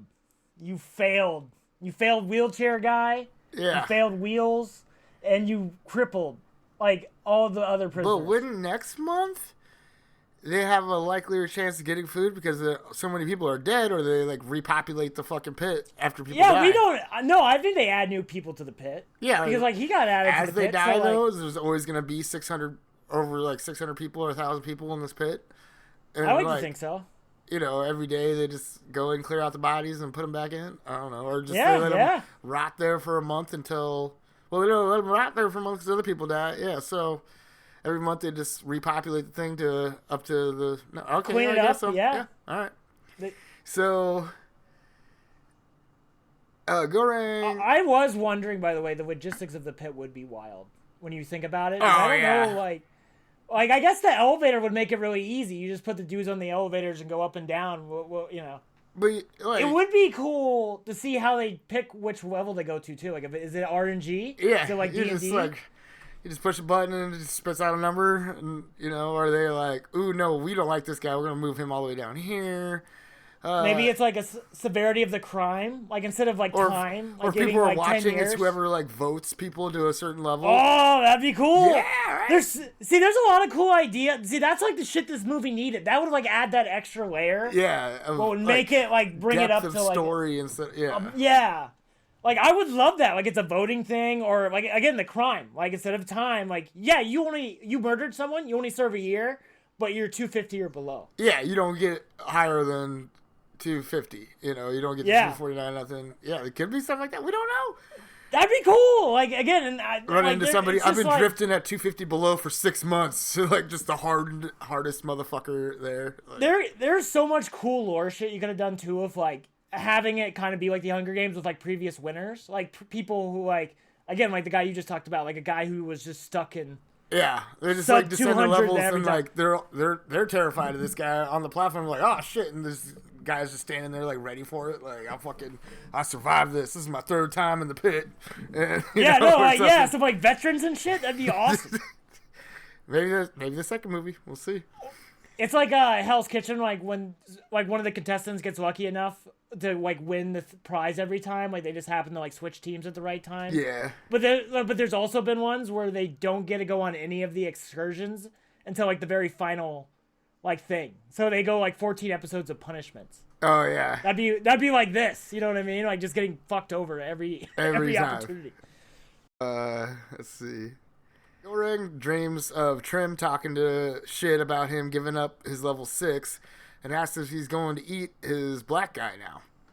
He gets woken up by Baharat saying the girl's missing. The girl is the message. But it's still a hallucination because he jolts awake again and Baharat is actually dead. And he's awake for real now. Sad face. He and the girl make their way to the platform and write it down. It descends past a few more levels and into like a large dark pit. Like I feel like the room's way opened up now and just like it's just huge cavern below. And with the only thing visible as they're like still kind of descending down on the platform is this light from the hole they just like descended down from the pit itself, like the lights from each level. And that's all they can see. And the girl is sleeping, and Goran thinks he's going to ride it back up with her. The Trim hallucination tells him it's unnecessary since he is not the message. So he gets off the platform, and they watch the girl ascend. Well, you gotta talk about this weird religiousist-y talk here where he's like, it's not your burden to bear. It's like, where the fuck did this shit come from? This is so weird. I feel like my mind just skipped over all that because I didn't include that. I was like, like it's just so weird. It's like I don't what, why, when did religion, the message, she's the chosen. I don't know what the fuck is going on. Like I really, like I get the building. I get the mechanics of the building. I get you serve punishment. I get a lot of this movie. But this Messiah shit's fucking out there. And it has nothing, there's no connective tissue. It is like an organ on its own. Yeah, and like... And the rest of this movie is the body. Send her back up, and like, what are they going to do? They're just going to be like, oh, gas her and fucking put her back in a cell? Like, who knows, like, what's going on? Yeah. Maybe she's like the Antichrist and she fucking killed 15 people already. And like, her mom just had to go with her because she wasn't going to let her baby go alone. We don't know nothing. Like, she might have fucked up. It's like when those, like, school shooters happen and now they, yeah, they're trying to free some... Oh, yeah, that too. Yeah. No, that's what I'm saying. Like, maybe she was a shitty mom. Like, her kid is the Antichrist. And it's like, well, you raised that piece of shit. You're going in there, too. Right? Could have been something like that. Yeah. So it's like... There's so much shit they could have done with it, yeah. Yeah, there's just so many things, and that's what's so frustrating, because I think this is there's an amazing movie in here, and it just it just sucks because like I think that's what hurts the most. Like when you watch a bad movie, and this isn't a bad movie, but like when you watch a purely bad movie and there's no redeeming qualities, you don't care about it. Yeah. But this is like the most frustrating, where you see a movie. We have so many questions. Like we've been talking on so this many questions, for like so an much hour potential. And a half, almost like of just this like.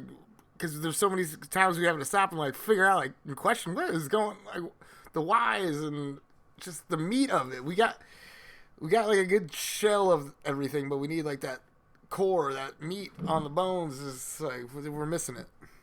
Again, it's kind of like the football coach thing. When your football coach when you fuck up and your football coach says nothing. Oh yeah, that's when they don't care. Yeah. That's when they don't care about you anymore. And that's where I am with this movie, where I'm the football coach saying, no, I want you to improve. Yes, I want you to get better. I want this movie to get better because I see the potential in it and I see the concept. And it's like, there is a really cool idea here. And they do execute the thing, the building, but everything around it is just bad. Yeah. I'm like, even they film it well. And hang on, we'll put that in last. We'll put that in like what it thinks and feelings. But okay, so Trim tells... Yeah, it's not necessarily they want to, and like, the girl starts to ascend back up, and they're wondering if it'll work, and they're saying that she is the message, and then she ascends up, and the movie's over.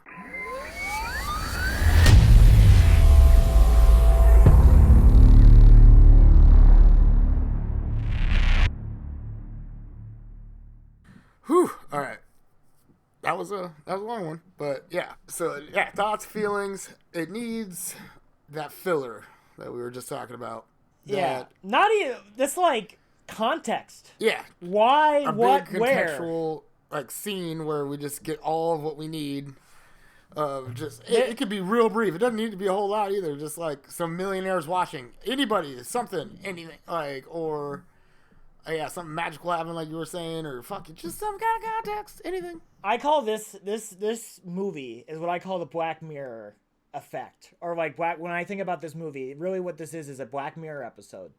And Black Mirror walks a very, in my opinion, is a tightrope.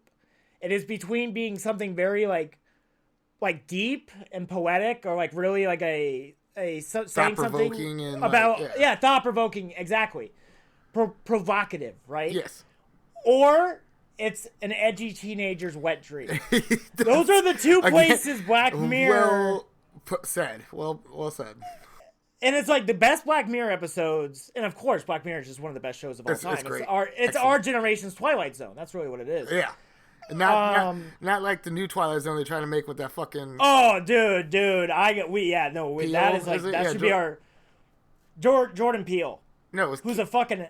Jordan Peele, motherfucker. It is absolute trash. I watch the old Twilight Zone like once a month still. Like every now and then I'll just throw it on and like listen. I love the old Twilight Zone. Like the new shit is trash. I read a book about Twilight Zone. It was fascinating, like behind the scenes and like who wrote the episodes. It was really good. It was a really interesting book. Huh. So it's like, but this movie falls onto the edgy teenage edgelord thing. Like this does feel like that. Like it has a lot of that. And again, I appreciate the movie for like its humor. Like I like the guy getting shit on. I think that's fucking hysterical. I like, just how rough this movie could be at points. Like you wake up and the chick hung herself. We wake up and Goreng is like literally like being held hostage by this old man and he's literally getting pieces of him cut off. Yeah. Like this movie is very I had a very fun time watching this movie. Yeah, I didn't find it like a waste of like my life or time, like fucking Section 31 or something like that. But this actually had and it had plenty of things to talk about and discuss, and it was just there's substance to it. I didn't know what to expect. I just picked it at random because it's on the critically acclaimed portion of Netflix, and I was like, fuck it, let's try it. I keep seeing it pop up like in the little suggestion bars and stuff like that. I'm like, fuck it, I'll try it, and I'm kind of glad I did. It's not. I don't know, it's not a terrible movie, but it has some holes that are just things I want. And maybe they do come in the second movie, but you said it sucked. Like, I saw the reviews. The reviews were like way rougher for it. Yeah, so but maybe I'm interested though. Again, like that's just what it's so frustrating because again, like I think there's a really cool idea here. But it wasn't really fully fleshed out. Yeah. And it's just a shame because I could totally see this being like Saw. Like there's like 10 Saw movies. Maybe like, the administrators, aka the executives, fucked up and just like rushed the project and they couldn't finish it out or something. Yeah, and it's just unfortunate because it's like there's a lot I like about this movie, but there's also a lot like I just like it loses me. Like it takes me out of it. When we talk about the Messiah, when we talk about the admin, and we just have no idea. Like maybe, and like everything we heard about was like because the chick like allegedly murdered someone. That's why she's in there. The old man manslaughtered a dude, an illegal immigrant.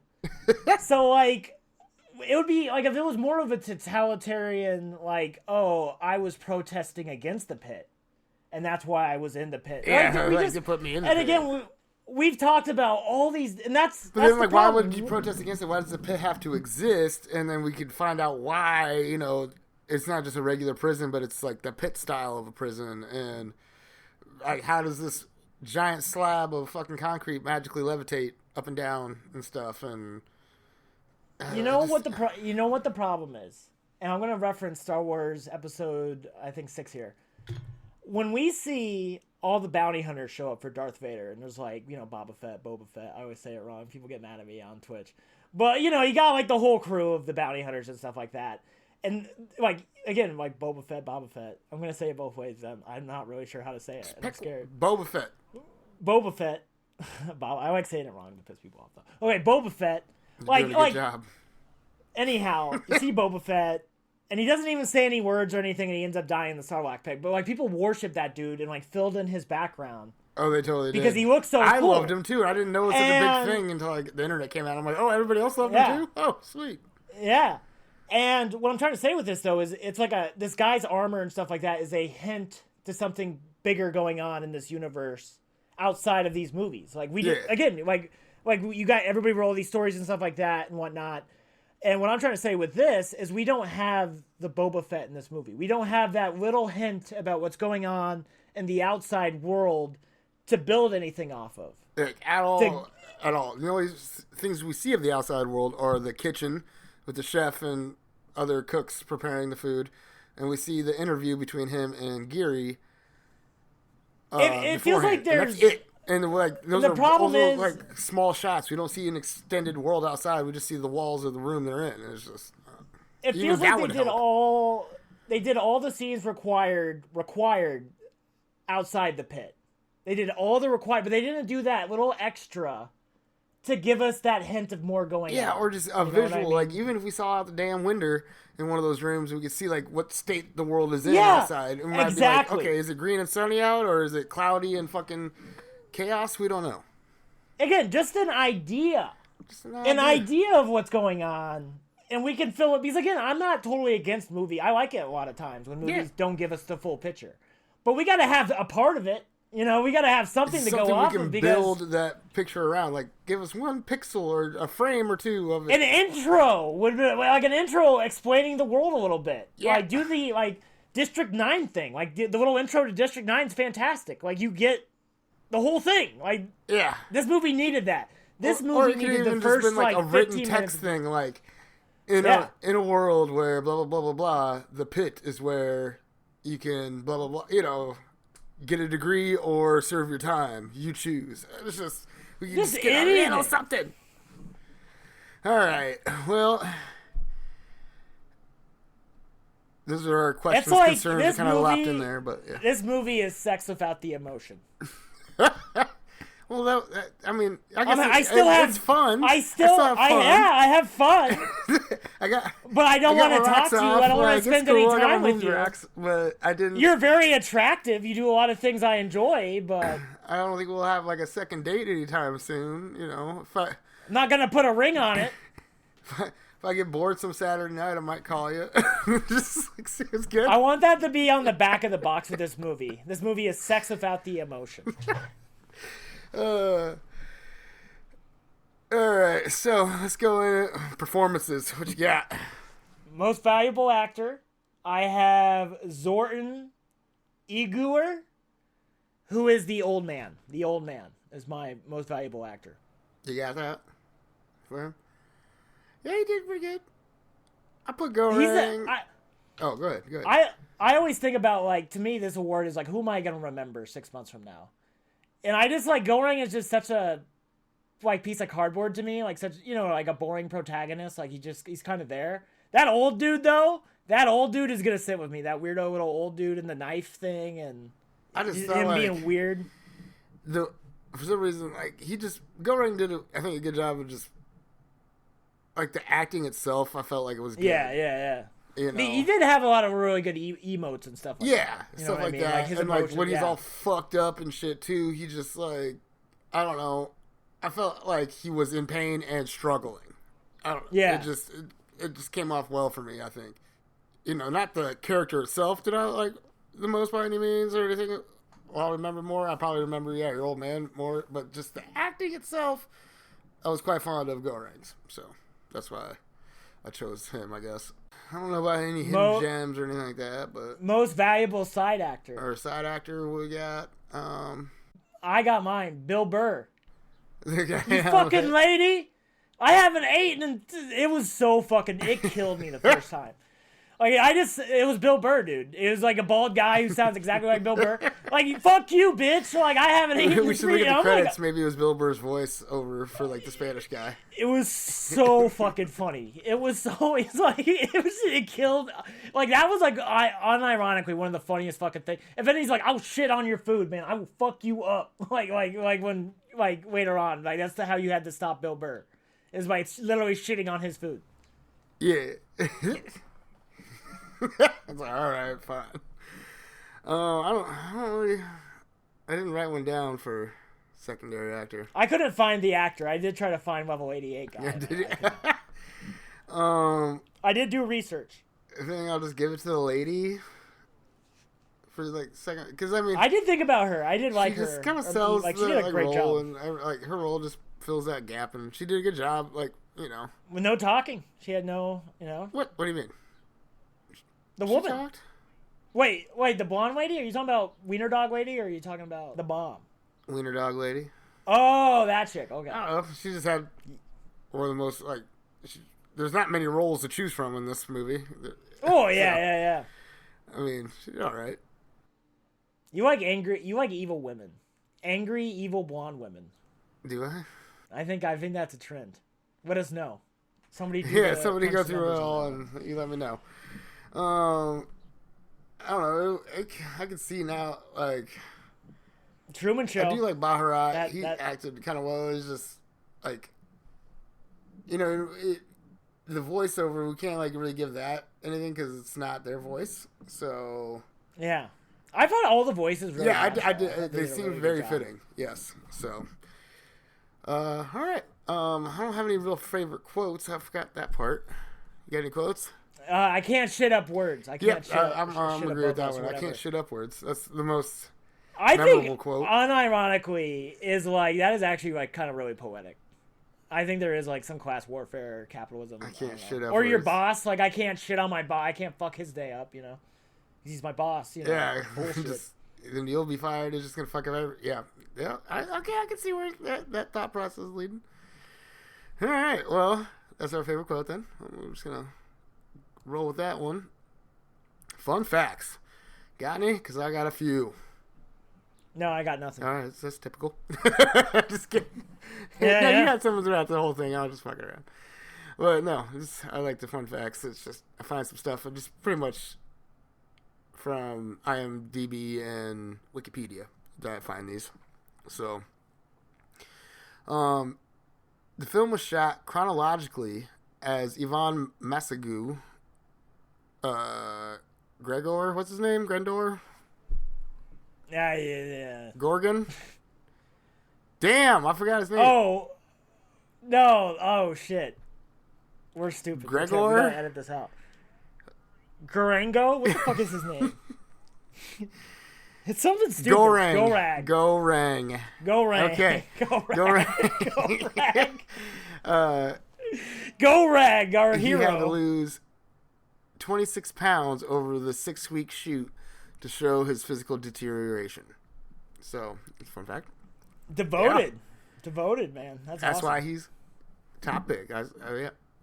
The Vertical Self-Management Center is an obvious allegory for society, with those at the top provided the best of everything and a willingness to consume far more than necessary at the expense of those below, while those at the lowest levels of society must suffer and go without. It's actually pretty adept metaphor, Yes. I would say. This can apply to society within a country or the worldwide society of first world countries. I think worldwide, this is like the billionaires on the very top with their yachts, Yeah. and their 7th mansion, and you have like the kids starving to death on the very bottom. So it's like, Living in a shack, if they even have the shack. yeah, It also attempts to show that the revolutionary change within a capitalist society doesn't happen spontaneously, since most people have no class consciousness and live complacent lives. yeah. That's pretty, yeah. Yeah. As long as we just have that little level of just... Well, it's the old Roman Comfort quote. and As long as you have the Yeah. circus and bread, they'll never do anything. They'll never revolt for that. Yeah. Trim and Gorgon say obviously 26 times during the movie. Oh, that's fun. What is that? So that's like 1 every 3 minutes, ish. Well, they just get it all in the first half hour because Gorang's dead. And I guess not Gorang, but Trim's dead, but I guess they're talking dreams, so never mind. And hallucinations. Most building floors are numbered from lowest to highest, from the bottom to top. But the prison is the exact reverse, with the level 1 at the top, the same numbering system as the circles of hell in Dante's Inferno. Oh, that's fun. Inhabitants of the third circle, reserved for gluttons, are punished for their excess greed and appetite above on earth.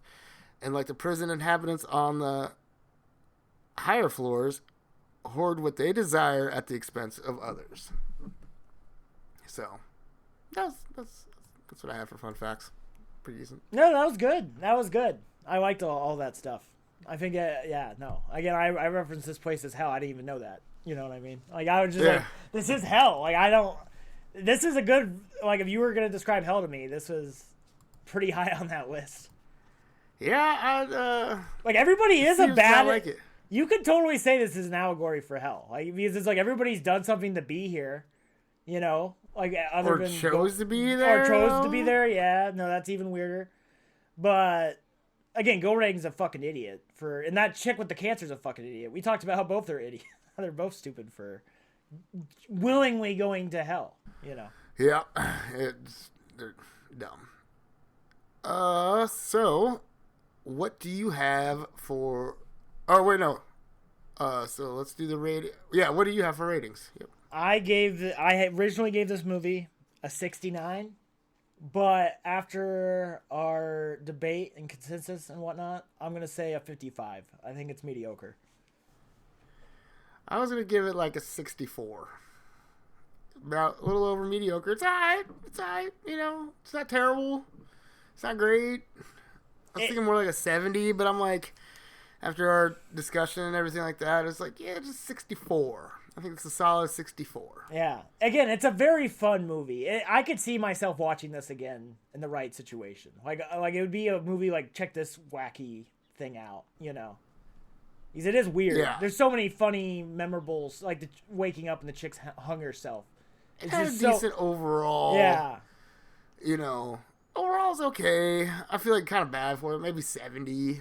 Like, I'm gonna stick with 70. I'm sticking with 70. Like, if you think about it this way, would you... It seems like a C movie. It's a solid, like a low C. Yeah. I think, like, when you think about it compared to the other bad movie, like, this movie's probably the closest we've gotten to, like, what do you call it? Super 8 and Section 31. And I'm like, yeah. I would much rather watch this movie over those two any day of the week. Any day of the week. Like this, it's dark. It's fucking grimacy. It's yeah. I like it. Yeah. And again, that so overall. So I'm sticking at 70. Yeah. I always say it's like magnitudes to me is like those ratings because like a 30 compared to like 55 to me is like such a cosmic gap. Yeah, that is a big stretch. Like you got to remember, 50 is the median. Yeah. Like that's like okay movie. Yeah. It's not good, it's not bad, it's okay. So I'm like, it's a little better than okay. Just a little bit. And I don't know. But yeah, I think so maybe 64 is right. 64 to 70. What's in the middle of that? 67. It's given a 67. So final answer. 67, 55, what is that? 61. That's a 61 on the Two Bros one film scale.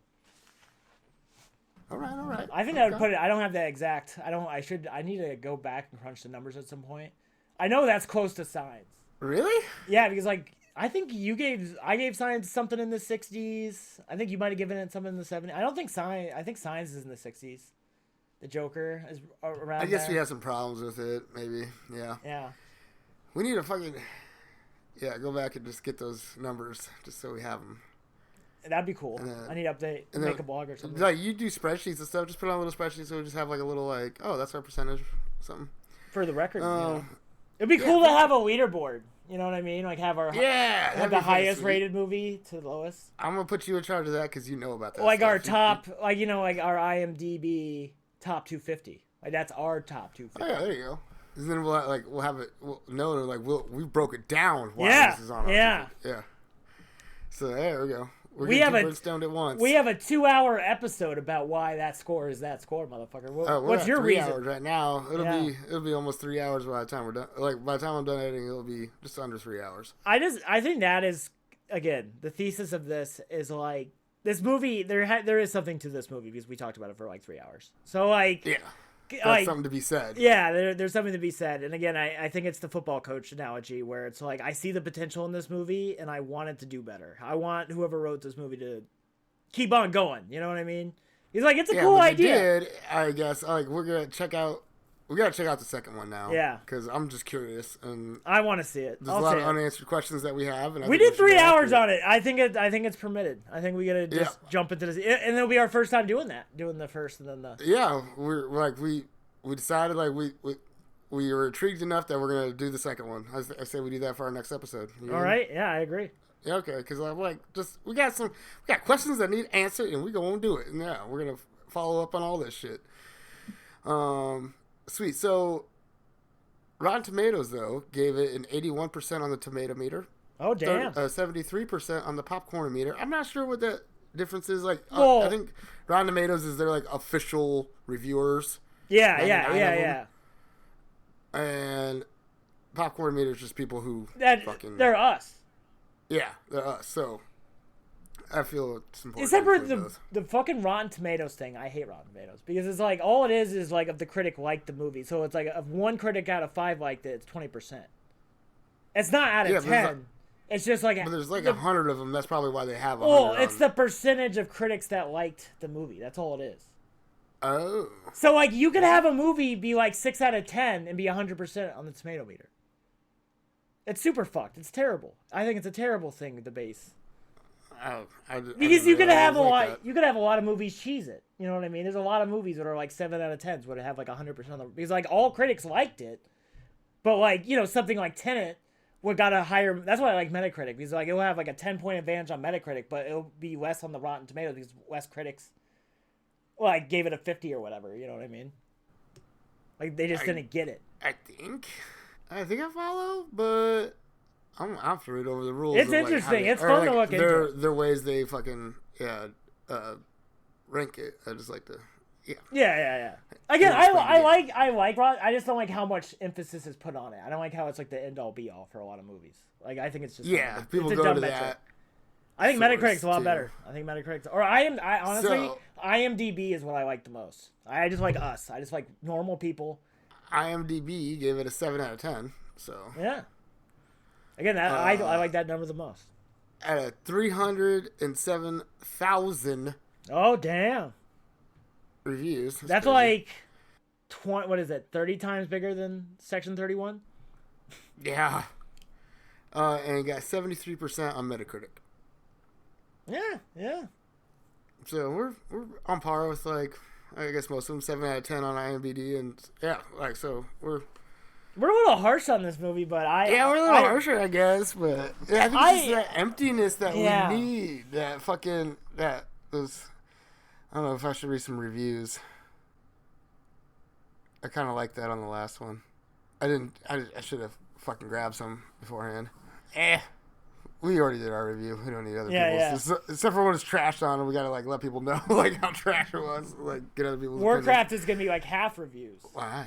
Because of all the shitty. Oh yeah, we're gonna be like we gotta sit there and dog on how stupid those people are. Yeah.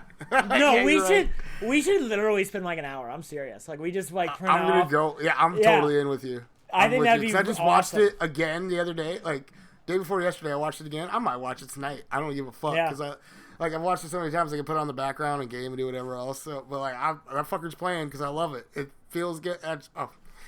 It's a great movie. It's really rewatchable too. Like I just think it plays really well. Yep, I love it.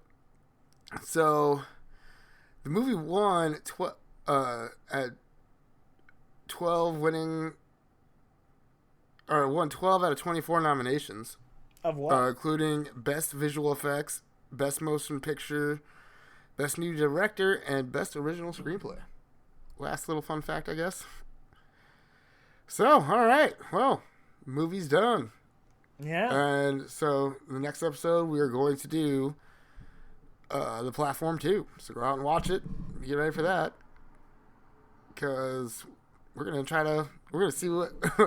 we'll see if we can get the answers to these questions. Yeah. Fill in some fucking gaps in the story here.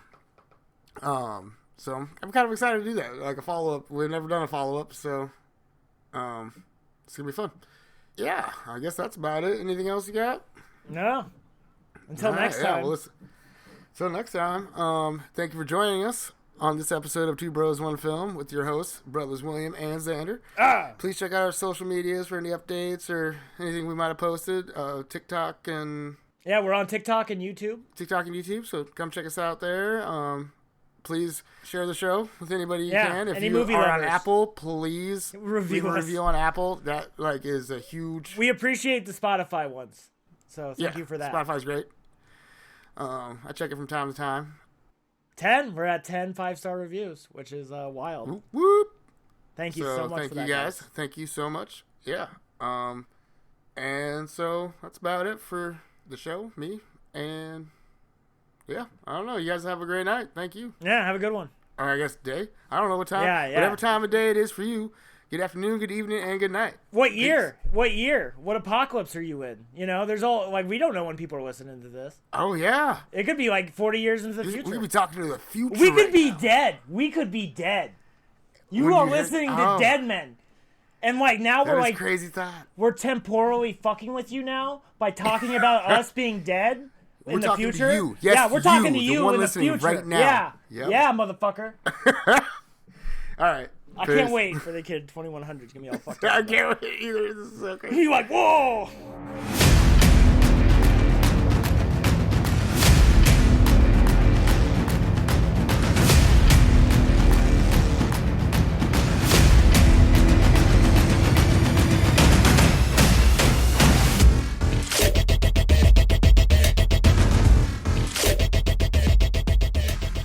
There's a lot of like acid trip-esque moments in this, like the knife one and then this, where it just kind of comes out of nowhere and hits you over the head like a frying pan.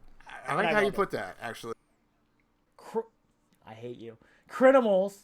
All right, you gotta get through. His name is actually like Fluffy, but Or it's an edgy teenager's wet dream.